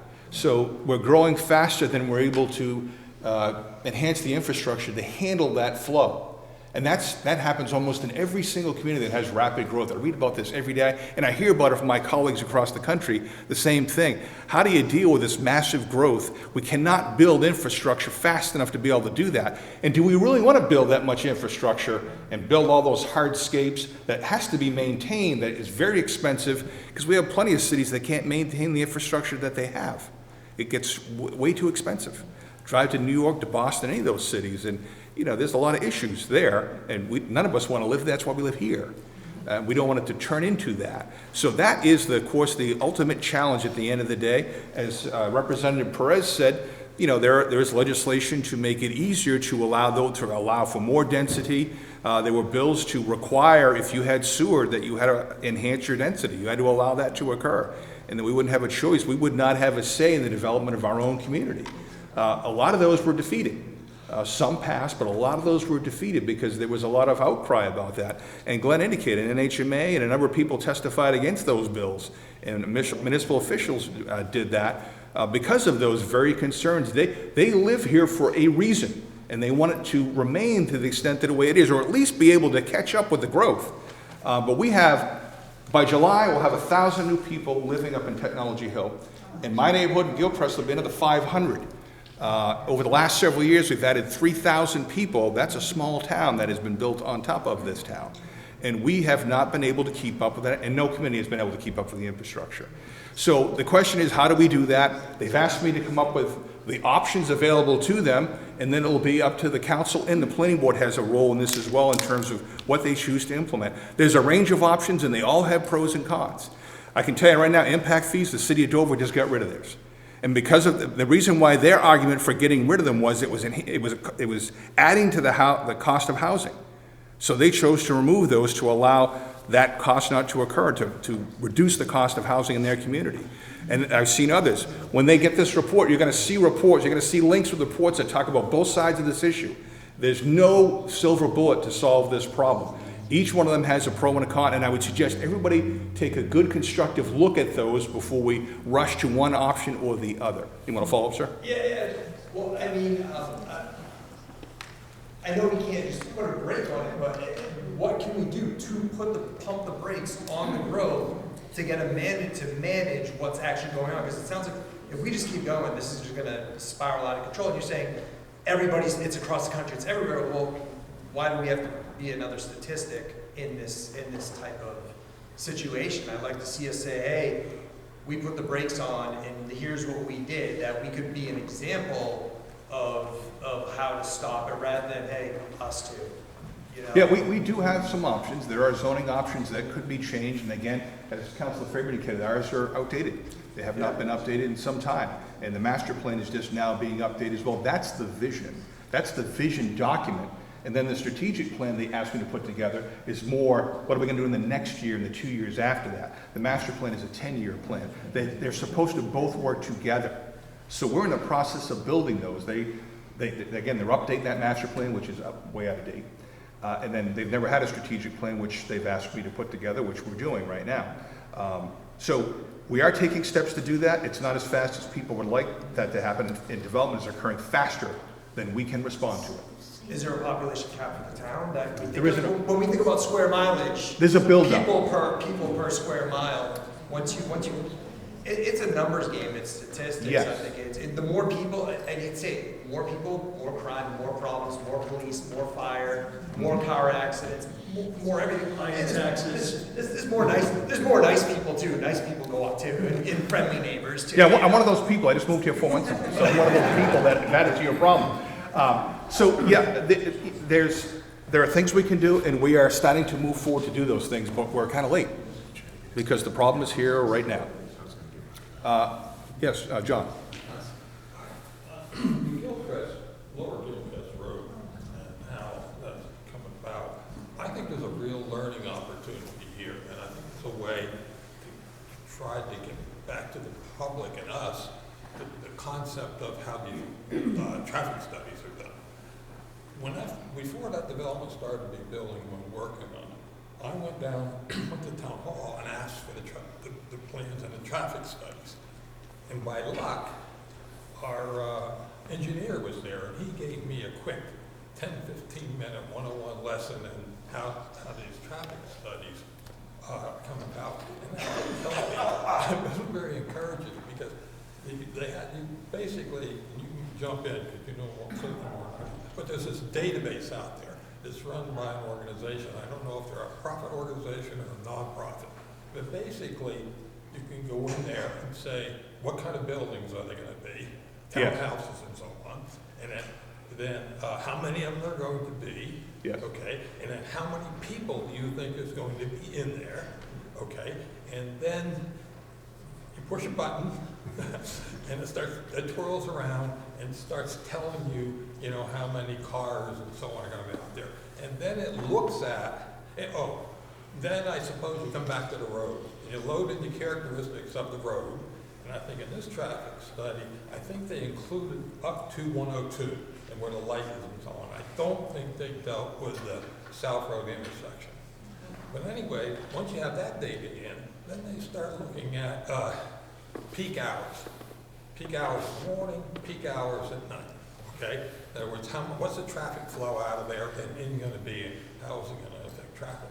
And they push the button like 2 or 3 more times, and it starts spitting out data. And then it can put more information more substantive information about a bunch of stuff that I don't know. But basically, every time they push the button, the pile of paper in these traffic centers gets bigger and bigger and bigger. There's no one engineer sits down and works out all these papers. Almost all of the paper in these traffic studies is all computer generated based on data put in. So that didn't encourage me. That's the way it worked. But I couldn't sit there and say there's a better way, because I didn't, off the top of my head, you got to do it some way. But the thing, after this came to the town council, I went to the meeting, and I asked the engineer that was pushing this, and I said, well, what sensitivity analysis was done on this? And he looked at me like, well, I understand what I'm talking about. It seems to me if you're going to do these, you should start popping that data into it. It still starts breaking things. So you can see, it may be if you put 10 more houses in there, it would have come back and said, you got to widen South Road. None of that's done. And it looks impressive because there's a pile of paper, but it's really done with very little input and insight of the reality of the greater area. And there's no penalty for being wrong. The penalty goes back, if it's all wrong, we fix it. Right. The builder built the We're house, stuck with it. not the engineer, the traffic study and so on. That's why I recommend that we do the studies, because now we're going to have a database of all these studies that now belong to us.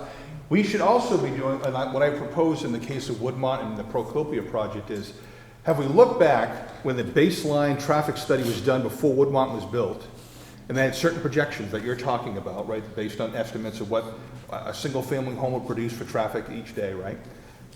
Did that bear itself out? What is the actual traffic situation now?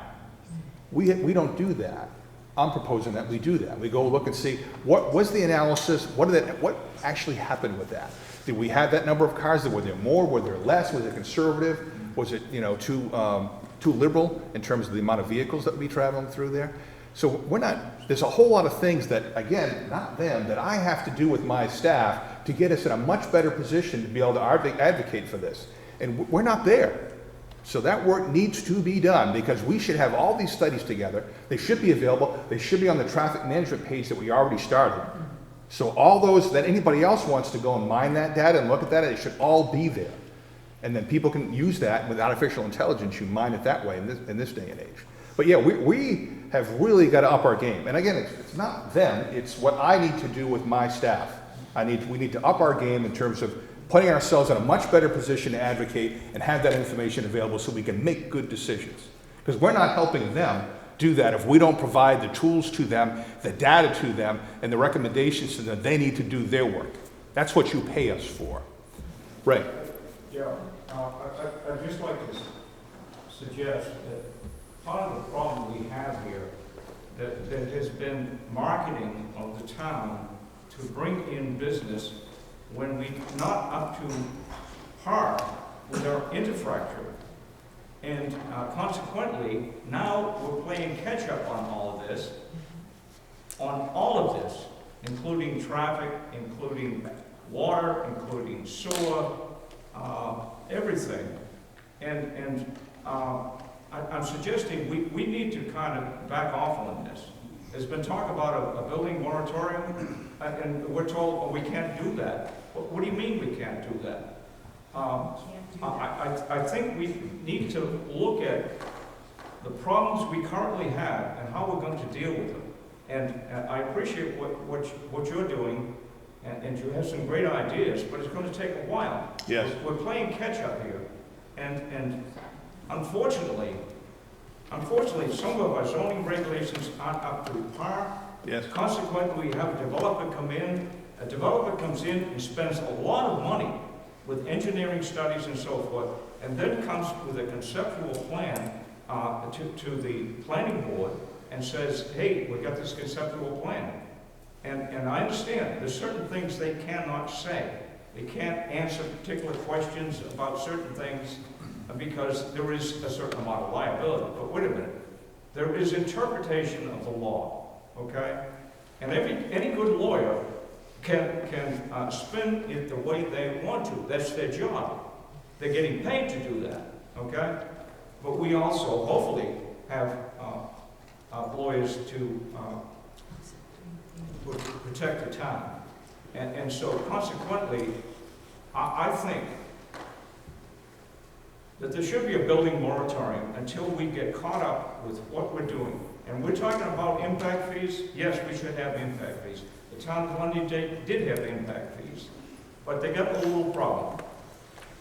You can't hold on to the money except for a limited amount of time. And the town got in problem with that, so they said, the heck with it. The town staff didn't do what they were supposed to do. It wasn't them. It wasn't the elected officials. It was the town staff that failed to do their job. So it wasn't the planning board, it wasn't the elected officials, it was people like me who didn't do what they were supposed to do. And unfortunately, not only did the Londonderry residents suffer the price of that, but it was known throughout the state about this example, the Londonderry example, not to replicate because it was not done properly, unfortunately. That was then, this is now. Exactly. Thank you. So just I want to comment on the moratorium. The moratorium is not, it's something that you cannot do. I know that they're talking about that in Wyndham, and they've already been told by their attorneys, you cannot do that. So, because people have private property rights. They have a right to enjoy and use their property and the economic value of that property within the rules that we creating our zoning regulations. You cannot just say you cannot build on your land because we're taking away their property rights when we do that. And we will be sued, and they will sue us successfully, and we will pay out a lot of money. So you cannot do that. I want to be very clear about that before that snowball gets too big. That is, what we have to do is we have to have plans in place to deal with the growth that goes along with it. And we are not where we need to be. Yes, sir. Paul Skabak, Sean, nice to meet you, and thank you guys for putting this on. We haven't had this. This is unique, so I appreciate it. A couple of things. You haven't talked about the revenue side of things for the town and where that's headed. The state has been very active in reducing revenue streams. They haven't benefited towns, they haven't benefited the school district. In fact, they've taken money away. And that's a continuing trend. I hope that stops for those of you that are part of the state rep side and the legislative side of things. So I guess I'd ask you to kind of address what we're seeing on the revenue side of things, because obviously without revenues coming in to support infrastructure, to support the things that we need to continue to support in town, fire, police, the rest of it, our property tax will continue to rise. So I'd like you to address that part of it. And then I want to shift to another topic that hasn't come up yet, so if you just maybe. Yeah, I'll first come right address back that. to you, we can do that. So the revenue side, mostly bad news, some good news. The bad news, and I think you know this, the money that you send down to Washington, it ain't coming back. There's not much coming back. The money that you send to Concord, ain't much coming back. So when it comes to public education, is a big piece of that, which we have no responsibility for. With the town government, it's a separate governmental entity. The amount of money that's going to schools is not what's needed. You saw the lawsuits that are out there and the issues that go along with that. I won't spend a whole lot of time on that. The one shining piece, and I believe these two reps were part of that, is the rooms and meals tax. We were promised a certain percentage of that. It was 35% back, and then we never ever got it. One of those bills that was passed, and there was just never enough money to do that. And then that was changed. So we're actually getting more rooms and meals money than we've ever gotten before. It's not huge amounts of money, but at least it's not a reduction, it's an increase. So I'll give the credit for Republicans and Democrats that work together to ensure that the things that they did in this particular case didn't get downshifted to us, but there is other downshifting that is occurring, there's no question about it, and we're feeling those little nips and tucks. Like for instance, when you go down Pillsbury Road here and you come to the intersection, you couldn't see any crosswalks there. They decided that we can't afford to do those on their road, the state road. So we had to spend the money to do that, or it just stays the way it is. So we sent our own crews out, we paid people overtime to paint those intersections, those crosswalks at our school crossings and that intersection. That's one small example of that downshifting. Other examples are, well, we don't have the troopers, we don't have the staff to do that, and they're asking us to cover those accidents out there. That's occurring as well now, which wasn't the case anymore. So it's the death by 1,000 cuts, a little bit here, a little bit there. We used to be able to take our radar units and our police vehicles, bring them to Concord, and they would calibrate them for free. We had it this week, in fact yesterday, we had to bring in a company from Maine to drive down here and calibrate ours. We had to pay for that ourselves. Before that was paid. Police standards and training. You used to be able to go to the police academy and do all the training courses at no charge. The criminals actually paid for that. It was a penalty assessment. That money was now put into the state budget, and now we have to pay for those courses. It was an individual fee for each one of those. Before, the criminals were paying for that. They were helping to train the police officers to catch them. I thought it was a pretty good system that we had. But that has now changed. So there's all those little things that add up at the end of the day that overshadow the rooms and meals tax money, that even though there is an increase in that, I give them credit for dealing with that piece of it. Okay, so my broader point is that there's really not enough revenue to come in to counteract the growth in cost and the things that we're seeing locally. And of course, the majority of our property taxes go toward the schools. Schools are overburdened at this point. They've got certain state regulations that they have to abide by. They've got to maintain their buildings. They've got to pay the electrical bill. Regardless of how many students they have, all these things have to be done, maintained in order to have a working school district. But we've got to make sure we're addressing the revenue side of this as well, so that we're not overburdening our local taxpayers, which is what we've been doing for years, and that's got to be addressed. The topic, and also we need growth, and that's part when you hear about moratoriums. If you don't have commercial growth in town, if you don't have residential growth in town that's geared toward generating additional revenues, you're going to continue to see this continued growth in your property tax bill. That's just going to happen. That's just a natural occurrence of what will take place. The topic I want to shift to is voting a little bit. We have one voting.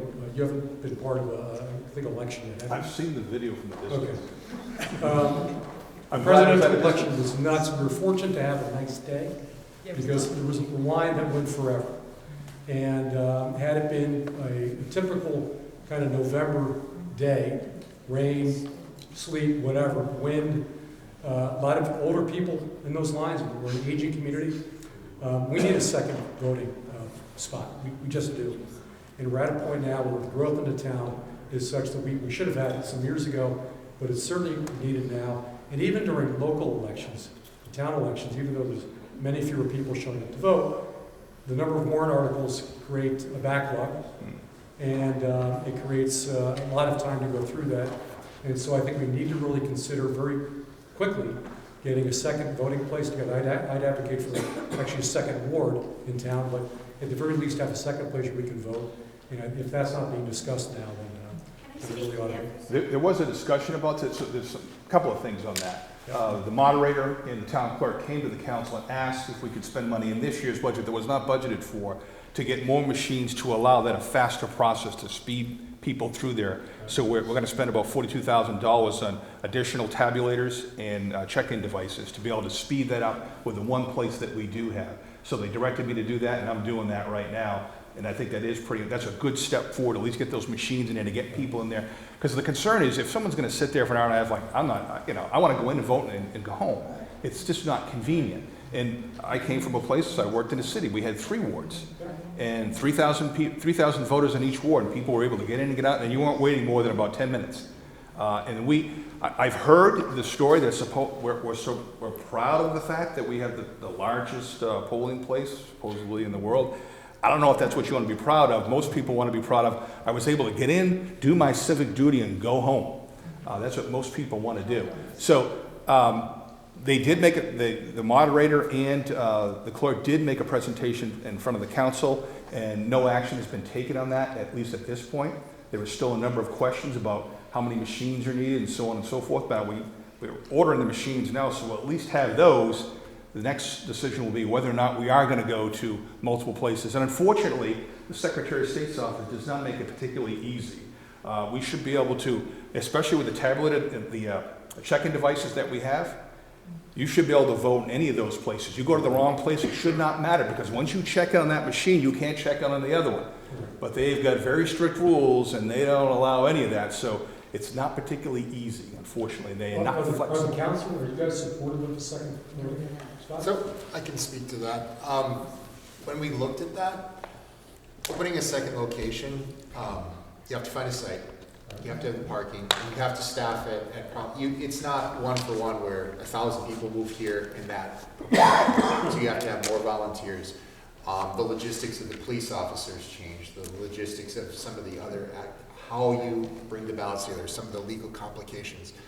I think our first step was like we're going through with the traffic, where we're taking the things that we can do now and quickly, getting them through, seeing how they take, getting a significant number of tabulators and a significant number of ballot machines to process where some of that throughput holdup is happening, should help alleviate some of that. If that doesn't work, that's definitely in the realm of possibility. You're always going to have those times of the day where you're Yes. going to have everybody there at the same time, lunch, whatever it might be, first thing in the morning, particular times in the evening. I mean, you're never going to solve it at that single location. It's going to need to happen. I'm guessing you guys are all supportive of that. But we actually asked the moderator, the town clerk, to come back to us with some feedback of other towns that have multiple locations and how they deal with it. Because we also have to think of how much is it going to cost us extra to staff it. Sure. So yeah, we asked them to come back to us. So they have not come back to us yet with that information, but they will. okay. Oh, my feeling is, other communities do it, we should be able to, figure it out. Yes. Can I speak to that, Paul? I put in a bill. You can have a second place, you don't need their permission. You can put in a warrant article legally now, which I intend to do next year, okay, if I'm reelected. So there is a law in place that says that if the people want, I'm minimizing it, but if the people want it, they can put in a warrant article, and if it's passed, they have to give so much of a warning to people to let them know that there's going to be a second place. I put in a bill that eliminated it having to go through the legislator, meaning the town people, that the town council could do this, because I brought this to the board immediately after the election because it was ridiculous.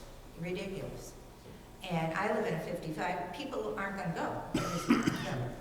And people are going and getting doing absentee ballots. Well, technically, you're not, just because you don't want to go to the polling place, supposed to be getting absentee ballots. So I did put in a bill. It didn't get passed. It actually got shot down for a bad reason. anyway, my intent is, because I see they're not working on this, and it's not a priority, I talked to the police, and they said it's gonna cost them less if they do that. It's not just getting in, it's the traffic. The traffic was backed up all the way down to 102 at times. We need a second place. Safety concerns as well? Safety concern. But, you know, it was a nice day, but you're not gonna get people from my age that are gonna stand in line for 2 hours to go. So I'm pushing it. I'm pushing it. So if you wanna help me push it, let's do it. So certainly I'm very much in favor of opening another polling location if we can. The hard part is, certainly the obvious choices would be North and South School, but they're also limited in parking. So, and as well, the in and outs for traffic would be quite tight for those two locations. So I think we need to study where would be the most appropriate places to have them. So I think we need to really look at where would be the most appropriate traffic-wise, parking-wise, so that people are not sitting in line in traffic as well. Sure, you've got a lot of years to think about this, so I think we should have been able to figure it out. I would like to think so, it's just a matter of doing the analysis. I already approached a church about it that has a lot of parking. Yes, sir, way in the back. Ms. Mulholland, can you give us a sense of how long it's going to take for the town to get their act together to square away the zoning regulations and all those laws associated with that? And how many projects are now pending until that's going to happen? Yeah, I don't know how many projects are presently in the queue that are operating on the existing zoning regulations. I just don't have that information readily available. It's going to take some time because I have one associate planner and I have a department head. That's it. I came from a city that's half the size of this, and we had 6 people in that department, and you got 2, and you're growing faster. So that's why I'm saying we don't have the resources. We are not prepared for the growth that we are experiencing. Because we should be able to produce those products rather quickly, and we are not able to turn around. We were asked to develop a new PUD ordinance, which we're in the process of plan urban development ordinance right now, and that's taking longer than it should have, right? With the resources that I have, which is rather unfortunate. The other way, instead of hiring additional staff, is you use consultants for one time. They go out and they produce that product for you, and that's sometimes a cheaper way to do it, but we're just not in that spot. So I don't have a good answer for you. Yes, ma'am. I want to kind of go back to what he was saying about revenue, because yes. I want to just give you a little background. I'm from Ohio, suburb of Columbus, and I was a teacher there for 30 years in Dublin, Ohio. I started when there was 3 elementaries, 1 middle school, and 1 high school. When I retired 30 years later, there was 12 elementaries, 3 middle schools, and 3 high schools.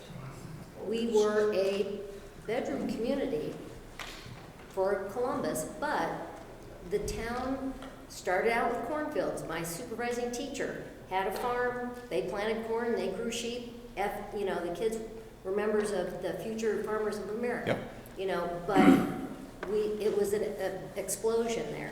Not to say that I want that here, but the town was actively pursuing companies to come and make their bases there. Wendy's International was there. We had lots of different kinds of corporate things that the town went out and said, look, this is a great area for your people to live in, and we're already a bedroom community for Boston. I work at Boston Express. Yes. I know it. We've got the commuters that go out of there every day. But it's like, what are the plans or what are ideas that you have to bring money into the community? Build our revenue so that it's not all on the backs of the people who live here. So to piggyback on his question, which relates to you, is we brought in $70 million of new inventory. That's a huge amount of new buildings coming in to spread that tax base further. So that's one side of it. Of course, what is the service demand for that? But was that 70 million homes, or was it? It's a combination of homes and industrial. Okay. So to Richard's point, right, the industrial properties and commercial properties are growing like this. Residential continue to grow like that. And they're going to continue to grow like that. So that's going to shift more and more of that burden to that residential sector. And you're going to see that in this most recent tax bill. We use the example of a real house in my budget presentation. It valued at $634,700, a real house. The average house price was between $600,000 and $650,000, so we used that real home, and we tracked what the increase in, between revaluations and all that, what was the increase that that property owner paid? It was $131 over that 4-year period.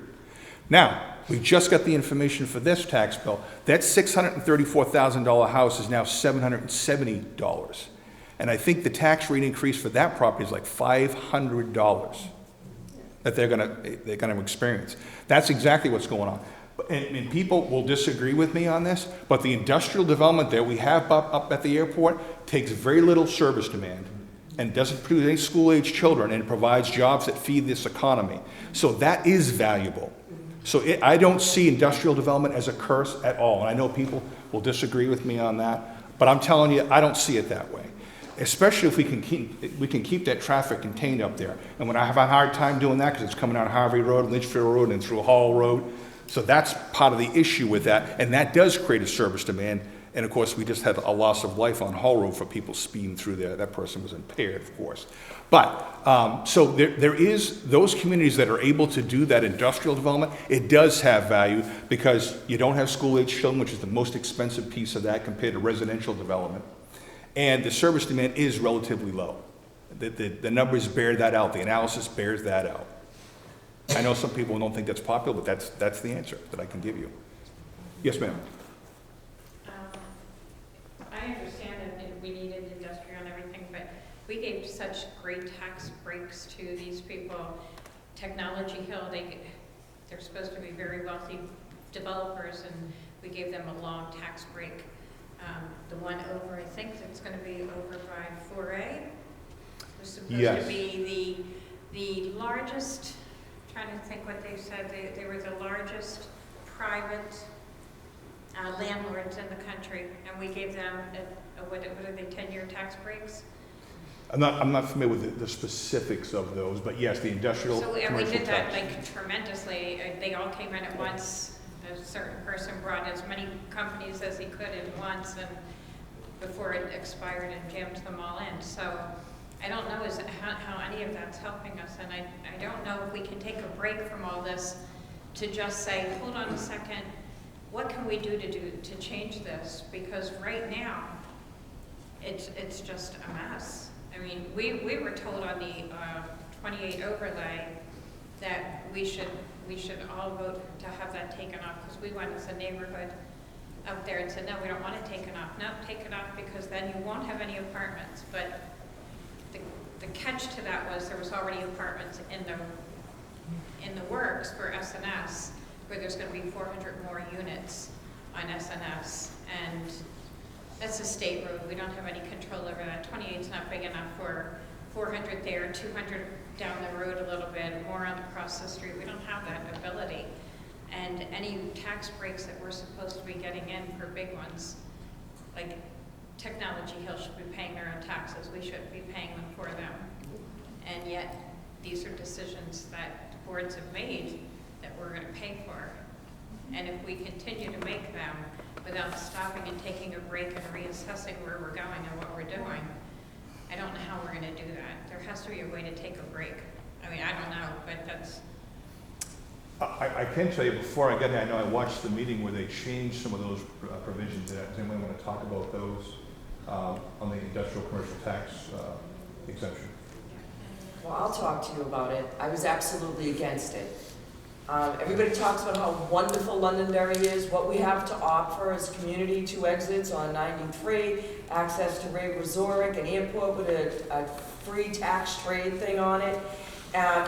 We turned around and gave them discounts. And we get people like the Baldwins and New Balance that are pirates. They're not even paying a quarter of the taxes that they're supposed to be paying. And we didn't do impact fees, you're right. But with those impact fees, it would have been able to help us do some other things. I look at stuff that goes on, for example, Hudson, they got Target. They had impact fees, extraction fees, they gave them a pickleball court, they fixed all the softball fields, they gave them lights, they gave $10,000 to the CTE program. We get nothing. And so I was totally against it. I think that I want a company who wants to be here because it's a great place, not because we're giving them something to be here. I want a company that wants to be part of our community, that wants to help things that are going on in the community, that want to sponsor things at Old Home Day, that want to sponsor events, that want to help pay for voting booths. If they happen to be a company that believes in that, they could do that. But we don't have that. And I had talked to the town manager at some point. I know he's very, very busy, and Mr. Bouchard and I, we talked about going up and trying to build relationships with these companies up there to hopefully try to get them. We were talking to the schools. I sat with Bob Slater, and we were looking at projects that everybody wanted to do. Conservation has projects, the rec has projects. To be able to sit there and say, okay, here are some of our projects, which ones are you going to sign up for? This is what we need is for the sponsorships, tennis courts. New Balance should be putting in our tennis courts and put their logo on the front. You need the Lions Hall done. Home Depot should be coming in, or Bose should be putting in the, whatever. These companies should be donating and helping us as a community.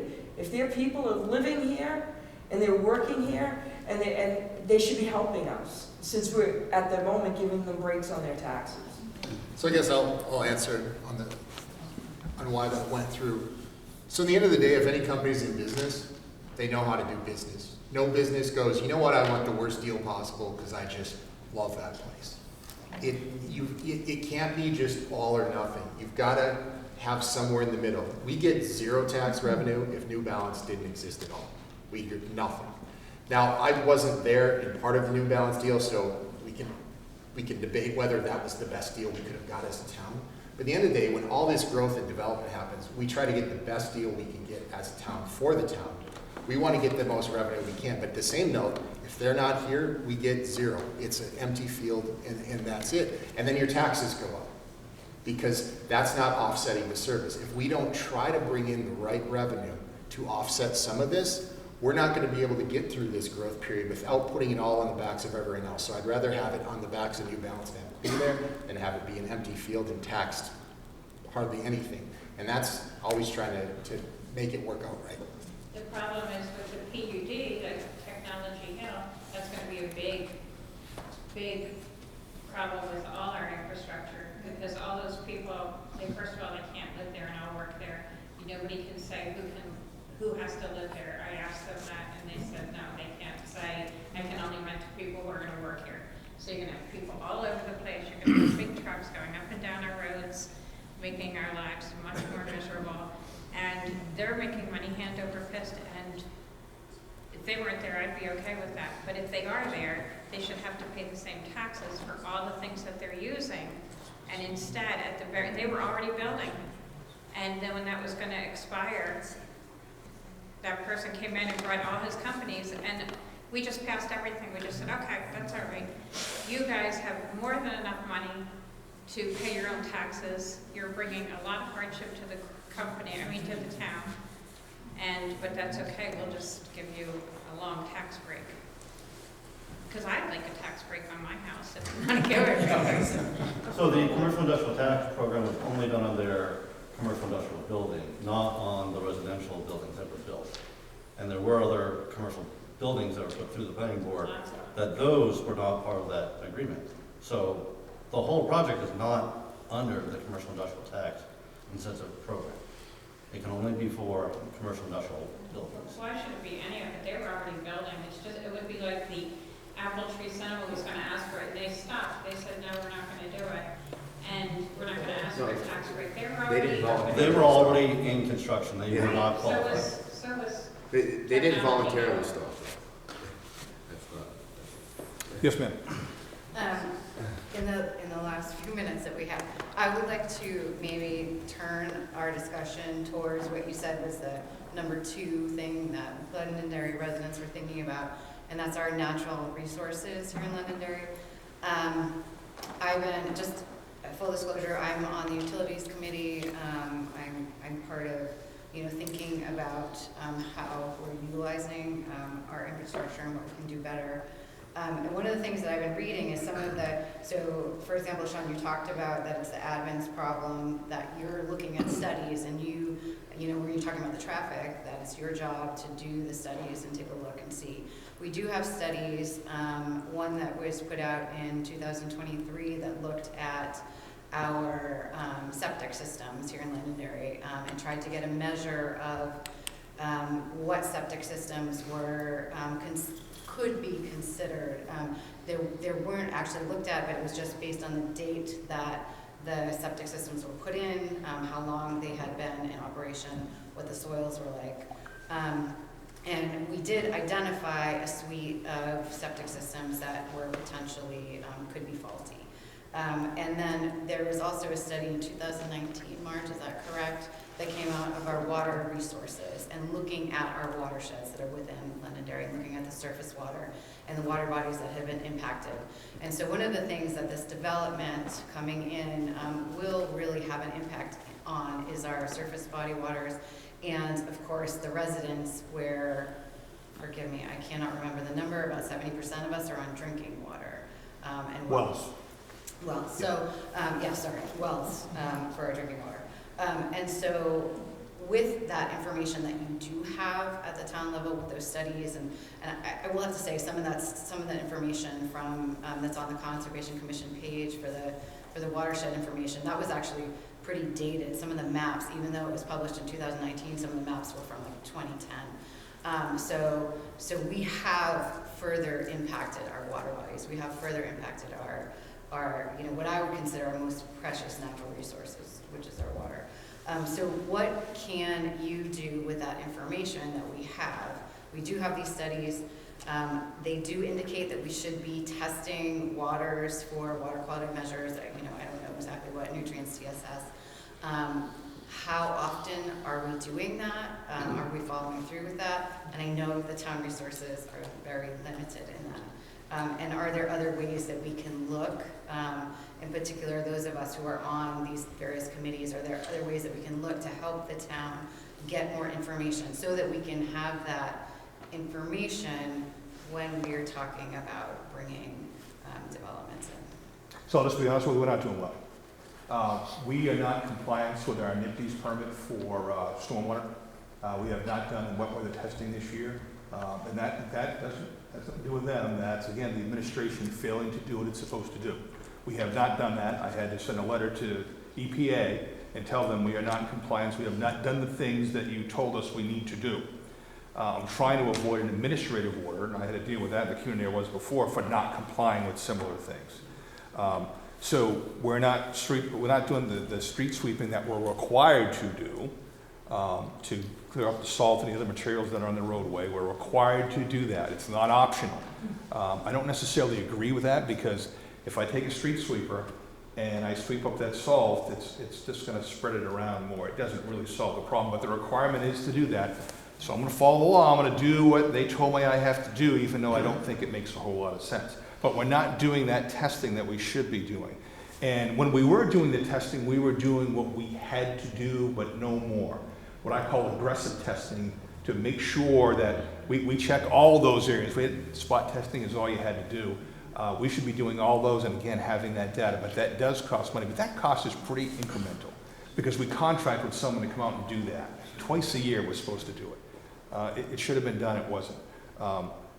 Our enforcement of septic systems is basically non-existent. Our code enforcement capability is being ramped up. They added a part-time person to start doing that.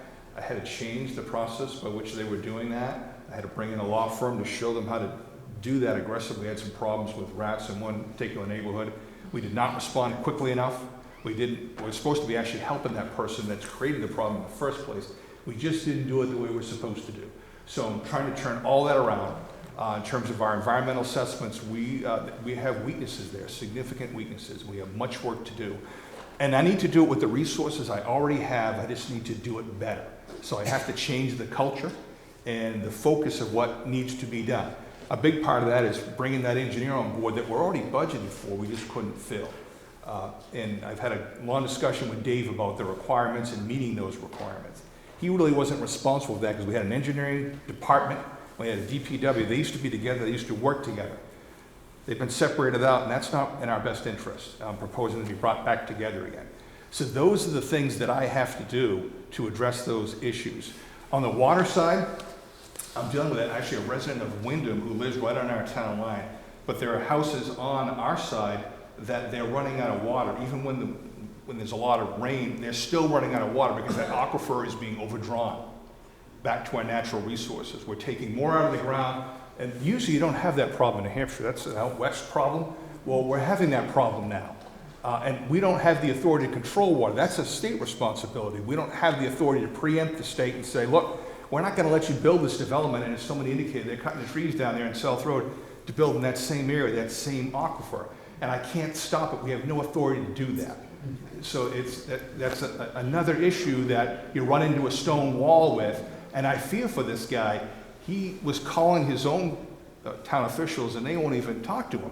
So he would call me all the time. I gave him my cell phone. He calls me all the time, which is fine, right? What can we possibly do to, and I said, look, this is what I've tried to do, but I'm running into a dead end, and I can't stop it. I don't have the authority to do that. The towns can't regulate that. If someone meets our zoning regulations, we have to let them build. But they keep building more houses with an aquifer that doesn't work. So now we're gonna have to extend water down, and that's very expensive. And who's gonna pay for that? All of us? That's not right either, right?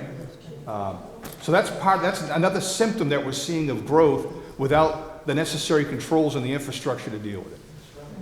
So we're running out of time, but I'm here all night, so. Yeah, a quick one. With all this explosive growth, and you're working on a new PUD ordinance at the moment, which is, I believe, proposing to reduce the acreage that you need to have a PUD. How is that not going to exacerbate the explosive growth that we've got? You're allowing the developers to get a PUD on a much smaller area and essentially bypass the regular zoning. Yes. Doesn't seem like a good idea. So we were asked to develop a planned urban development to revamp that. So we did. We followed the standards that you normally have for a PUD, and it does reduce those. That's going to be a public policy decision as to whether or not they're going to allow that or they're going to change that. So we've done our part. We're producing that document. It's now up to the planning board in the first instance, and then the council to approve whatever regulations they choose to approve. Yes, sir. Just wanted to revisit the topic of a building moratorium, because I know you said that it's very difficult to do, but it's not impossible.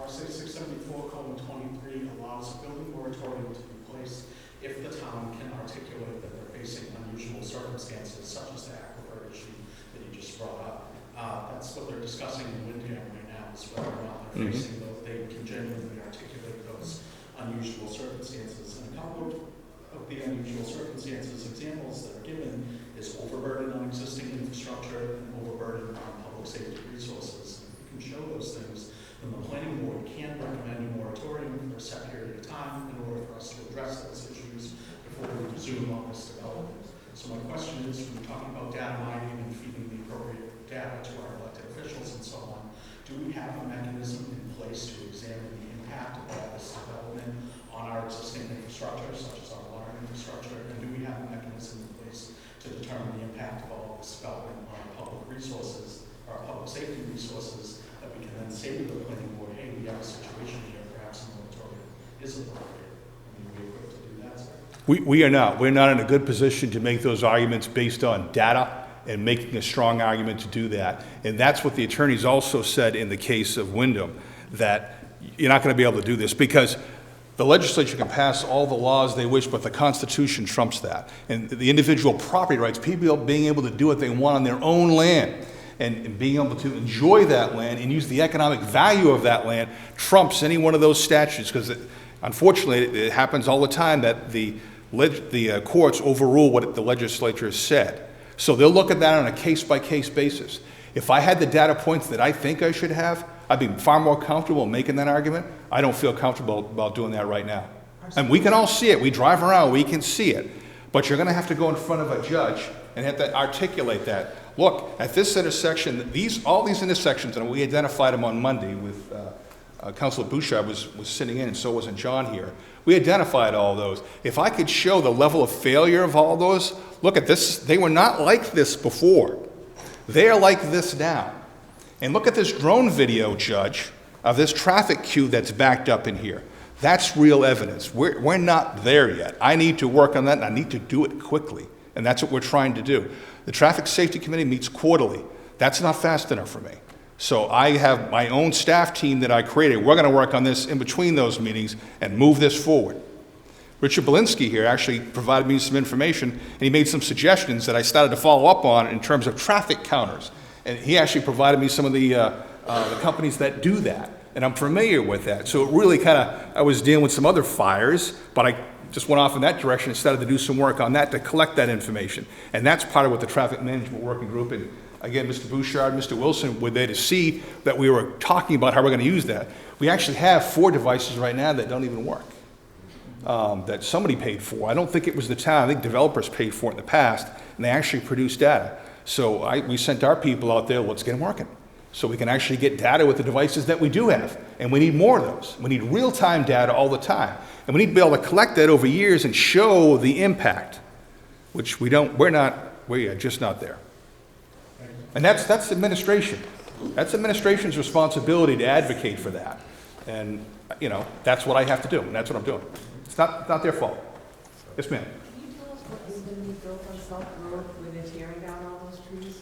Right, that's what I was talking about, the houses. And there's a neighborhood, I can't remember the street, that straddles the Wyndham and Londonderry town line. That's where the water issues, that's all part of that same aquifer. And right now, we're at a significant disadvantage because we can't act on that. We know this is happening. You know how frustrating it is for someone to buy a home and then they've got no water? That's crazy. We live in New Hampshire. We all expect that. But that's the spot that we're in. I feel bad for this guy who calls me all the time because I can't do anything for him. Because we're in that quadrant. Homes, or is it, that's what she's asking, is it single family? Oh, yes, I'm homes? sorry, yes. Is it condos, is it? No, it's supposed to be single-family homes. Single family, Yeah. oh, that's good. Thank you. I want to address something, Sandy, that you brought up about following the regulations, okay? If you go and you follow the planning board, and I've gone up to the planning board and I've spoken up, when they have a developer come in and they say they want to build X amount of homes, we have regulations that say you can only build so much every year, and they waive those regulations. Right. Okay, and they shouldn't be, like you said. Right. They should be following that, so we can, you know, have control over that a little bit, so it's not impacting our community so much. Right, smaller. So Right. I think in summary, right, I really want us as citizens to get smarter about, includes me, about how we give input. We can't be NIMBYs that says, I moved into town and now I want the door shut behind me. The law will not let us do that. The law will not allow it, and it's a waste of our energy. So what can we do? We can ask to have the regulations be as tight as they can be, for the town to take an aggressive position without getting us sued, to not cower away from somebody threatening to sue. I mean, you know what I mean? Don't go moratorium, because we will lose that, Yes. right? We will lose that. And if you don't believe that, we will lose that. It's a waste of our energy, but what can we do?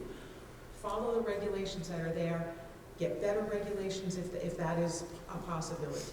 And so I think that's the happy medium. And to educate our volunteer board members, and I'm not talking about you guys, I'm talking about planning and zoning, and again, I was not talking about anybody sitting today. I'm talking about, I'm a 35-year resident over the arc of time. You know, people just raise their hand and volunteer. I could be on the planning board or zoning board and I know nothing about it, right? So about educating our volunteers about what they can stand up against, you know, those sort of things. So in summary, a lot of us are saying things slightly differently, but we're on the same page. I know we can't stop it.